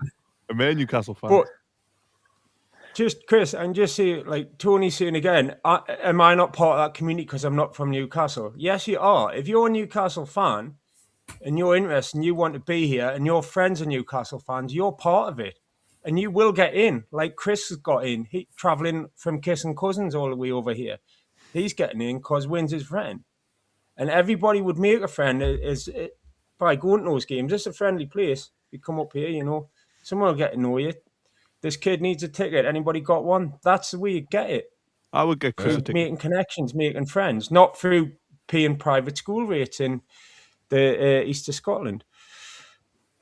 Yeah, no. As far as the community, is I don't know any other club to be honest, but and but it's almost unheard of. So I agree. It is a community thing. People are looking out for you. I mean, you even you are working on helping me with something there for Aston Villa. So I mean, everybody, but it's hard to do something for a total stranger. You know what I mean? If you're just walking around, and you're like, hey, can you give me a ticket? I'm like, man, get off of me. You keep walking. Like Wynn was asked for a tab, a poor Geordie man, just down on his luck, asking for a tab, and Wynn just flipped them all. Damn near called the cops on him at Leases Park. So not much of a Geordie love there. Get it, Joe. You know what I mean? Yeah, he was a poor man down on his luck, looking for a job. Just wanted a tap to relax for a second, feed the birds at Leases Park, and Wynn was just knacker him. But I think this has went on since the edge of time, though, Chris. It's sort of, as Jamie said, it's one of those things that's always been there. It has got better, because I remember going to games when you had tickets and people standing out the side of the ground trying to buy your tickets off you as you went in the ground. Yeah. Oh, those are proper towns. That happened in America too. Outside the ground, so it has got better with the digitalization. But that happened to me at Barcelona. We're going to completely stomp it out. The guy offered us £200 for the Barcelona ticket, and I was like, no. He's like, oh, you can transfer it to me. Like, I've got this. He had like this thing which I could connect to, so I could transfer my ticket to him, and he would give us £200. I was like, I'm not giving up my Barcelona ticket. So that very rarely happens now, but it still happened this season. He was like, £200, one ticket. I just need one ticket. I was like, absolutely not. Back in the day, that was famous touts, man. But notorious. But outside cup finals and semi-finals and all sorts. I don't usually subscribe to this one from Toon, but to this type of thinking. But it does have a point, especially that's what that U.S. season ticket holder told the club. I can't remember many people wanting season tickets when we were getting relegated under Ashley, but now it's an issue. That person told, I bought my ticket in 21, or I think 19 or 20, something like that, in 19, and there were plenty there. That person, those people that are complaining, obviously they don't know who complained, could have gotten the ticket then. So, but the club didn't. They couldn't. I guess they couldn't, or they didn't take their ticket away. They had still got their ticket. So. I'm guessing you guys know. But when do you got a problem with international season ticket holders, man? Stop lying. I don't have a problem with international season ticket holders. Are you kidding me right now? You're the one to come on in here and say that Newcastle, or the ones that gave up their tickets during the Ashley era, should have their tickets over any international fan or whatever. You're the one that said that. At the season ticket meeting, I put my £2 in that conch, and they're not going to get it back. Anybody who gave up their tickets to get Ashley out should be at the front of the queue to get them back when they become available. Man, let me tell you something. I bet you'll change your tune on international fans when your Ukrainian girlfriend finally gets over her. Oh, there you go, baby. There you go. You are listening to NUFC Talk Radio, the voice of the Toon Army. What the heck happened there? But press the wrong button, I think. Anyway. I suppose another thing with fans who, if it's an American fan who, as you say, Chris, has been paying year after year after year for his ticket and never broke it, he's always just been a good fan, why shouldn't he be able to have a ticket, carry on, just because he can't make every single game? It does seem a little bit unfair that a guy who's been constantly supporting the club and funding the club is pulled out for that just simply because he lives away from the area. And by the way, there are season ticket holders that don't live in Newcastle. By the way, I'm not talking about I'm not talking about outside of England though. I'm talking about in. I kept mine. I moved to London for 2.5 years through work, and I had mine since I was about, I can't remember, 10 or something. Yeah. So I kept mine. And I kept coming up every midweek. It was in the championship as well, by the way. That was for 09.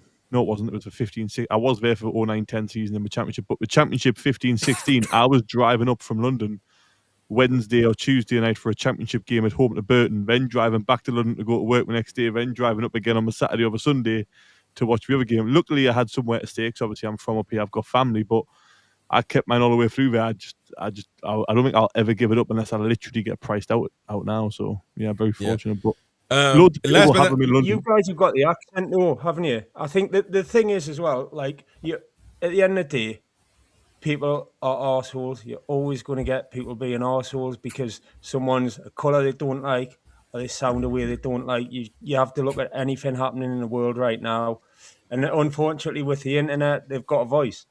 And in the ground, you get some people who are very parochial, very small-minded mentality, and they might say, you know, he doesn't sound like a Geordie, so he shouldn't be in. But the vast majority of people do not think like that. I would, you know, I think the only thing that people might be prejudiced against, Chris, is that Man United thing. If they think, you know, they're there to follow the other team, but yeah, but you're talking about Man United. But if it's a Leeds fan and my brother's a Leeds fan, trust me, that Leeds fan will get a ticket, man. It happens all the time. It happens all the time. Listen, if we got to talk about. You give it a Newcastle fan, you know, if you don't know anyone, you sell it back to the club and I guarantee you 95%. If my brother needs a ticket, he will get a ticket. All of you would choose your brother. You won't admit it now, but all of you would choose him over any stranger on the street. That is a fact. It's a human being, man. I probably agree. I probably would pick my brother. You just gotta tell him, listen, man, if you scream, I'll, because you know, you can actually, I think you can get in trouble if you, well, I don't know if, I mean, if you celebrate a goal, then you might entice other fans to say something to you, and then you get into a scuffle. So just shut the hell up and watch the game, you know, and don't celebrate nothing. Go on, Win. Show that comment before we move on to the away tickets. 10,000 tickets were available 5 years ago. Everyone had that chance, but now PIF are here. They all want to get a ticket. Well, there you go. Hard lines in my book. Hard line. Yeah, and listen, no and complaints, really. When complaining about the Ashley people chucking their tickets to get Ashley out, I'm sure that was a good percentage of them. A lot of them just didn't want to watch the draws. It wasn't about getting them out. It was about they're because sometimes you don't like what you're seeing. So why am I paying for this? You know what I mean? So I'm going. Yeah. But trust me, I don't believe in my heart. I don't believe that season ticket holders canceling their tickets got Ashley out. Ashley got out because he wanted to. That's just plain and simple. As crazy as he was, as poor as he was still making money. Bad for his advertising. He was already getting money. Go on, sorry, mate. I agree with you, Chris. I think much as it was a bad look, I think what got Ashley out was somebody turning up with 310 million quid for a club that was valued at 270 million quid. That's it. That's it, man. That is it. Away tickets, away matches. Similarly, demand for away tickets is high. Tickets are sold in line with our loyalty point system, whereby fans accrue a loyalty point for every away match they attend. So if you never attend, then you're knackered. That's another can of worms all together. We got 8 minutes left. Following fan consultation. But I am in the ballot for the Man City away ticket. Eric, there's 8 you can leave early. You want to just bugger off now? Oh, he gonna chuck it. No. He gonna leave early, man. Following fan consultation, ID checks on away tickets were introduced in 23-24 season to maintain the integrity of loyalty point system, to act as a deterrent for passing tickets on. Why would that be for away tickets as opposed to home ticket? Like, what's the difference? Because you've got to have loyalty points. You've got to be Jamie standard to get the loyalty point. Well, that's what I'm saying. Safety as well. You can transfer an away ticket, but okay, yeah, you can transfer. Okay, yeah, well that makes a lot of sense. Yeah, but they wouldn't get. You can just only do it twice a season. But did they get the points, or do you? Jamie does. Well, I did it once to my son when my mate couldn't go, and he got the point. But I don't know if it was a glitch. My son got the point. That's the way it should. For me, the guy that goes through the turnstile should get the point. Exactly, because they're paying for it and they're going to it. I mean, you know, and by the way, you should be able to give away your points when, you know, say you die, you know, your son, your family should get the points. You know what I mean? Does that work like that? Or what? Or they just go away? You can definitely. The way is so difficult to get points. Yes, season ticket. Yeah. So that's that. So I guess around 80-ish, close to 90% of season ticket holders are going away. which is a lot. It's pretty high. Eh? No, Is that a fact? No, that's only Am I reading this wrong? Because it says percentage of tickets to season ticket holders. Percentage of tickets to season ticket holders. The percentage of the so 90% of the away fans are season ticket holders. Oh, got you. Well, okay, that way. Okay, I understand that. Yeah, I didn't look right the first. I was like, wait There's a not minute. many away supporters. Yeah, there's not many away support. Could there be an away supporter that's not a season ticket holder? No. If they get a corporate ticket or no, but I mean, like, if you're actually getting points. No, you can get there if in the point system nobody wants to go. The second one nobody wants to go, and then you end up going with the people with the membership. But that never happens. Like, there's no way I'm going to get a away ticket. So this happened last season. Quickly. The loyalty points went down to 0 once. Yeah. Super chat went through there that we missed. Oh, come on, Win. He left early in his mind. He's not paying attention. Unless your brother's unless your brother's too heavy, he's not my brother. There you go. Ain't heavy, he's my brother. By the way, so in talking about away tickets, sorry, this fan went on social media, of course, Natasha, about she getting this email. Says, NUFC box office, dear supporter, we are writing to inform you of an update to our process for distributing away tickets. Going forward, digital tickets will be issued directly to the lead booker. This change will take effect on the upcoming fixture against Wolves. If you have any further questions, reach the club, blah, blah, blah. What does that mean? It means that one guy gets one email with all the tickets on, and you have to dish them out to the right person. Why is this person losing their mind? Like that? Why in the living F is the point of this? Who does it benefit? So is this just another Newcastle fan whinging for no reason? Yeah, we love a whinge, don't we? Look, I love Newcastle, but there's a lot of. It's funny when we, not for sure, but it's funny when like everything goes well, then tickets come out. It's tough, but like, look, you're never going to please everybody. You're never going to please everybody. Who was it? Was it again? Jimmy. I'm with Jimmy, and I think no matter where you're from, if you are a Newcastle fan and you are loyal and you love the club, just like you do if you were born in Newcastle, then you're more than welcome anytime. Yes, it has its challenges. It's harder. But yeah, it's impossible to win. The club can't do anything to win this. Yeah, get it, Kev. So all fans included, man. Not the draws the mighty Wayne wants to do.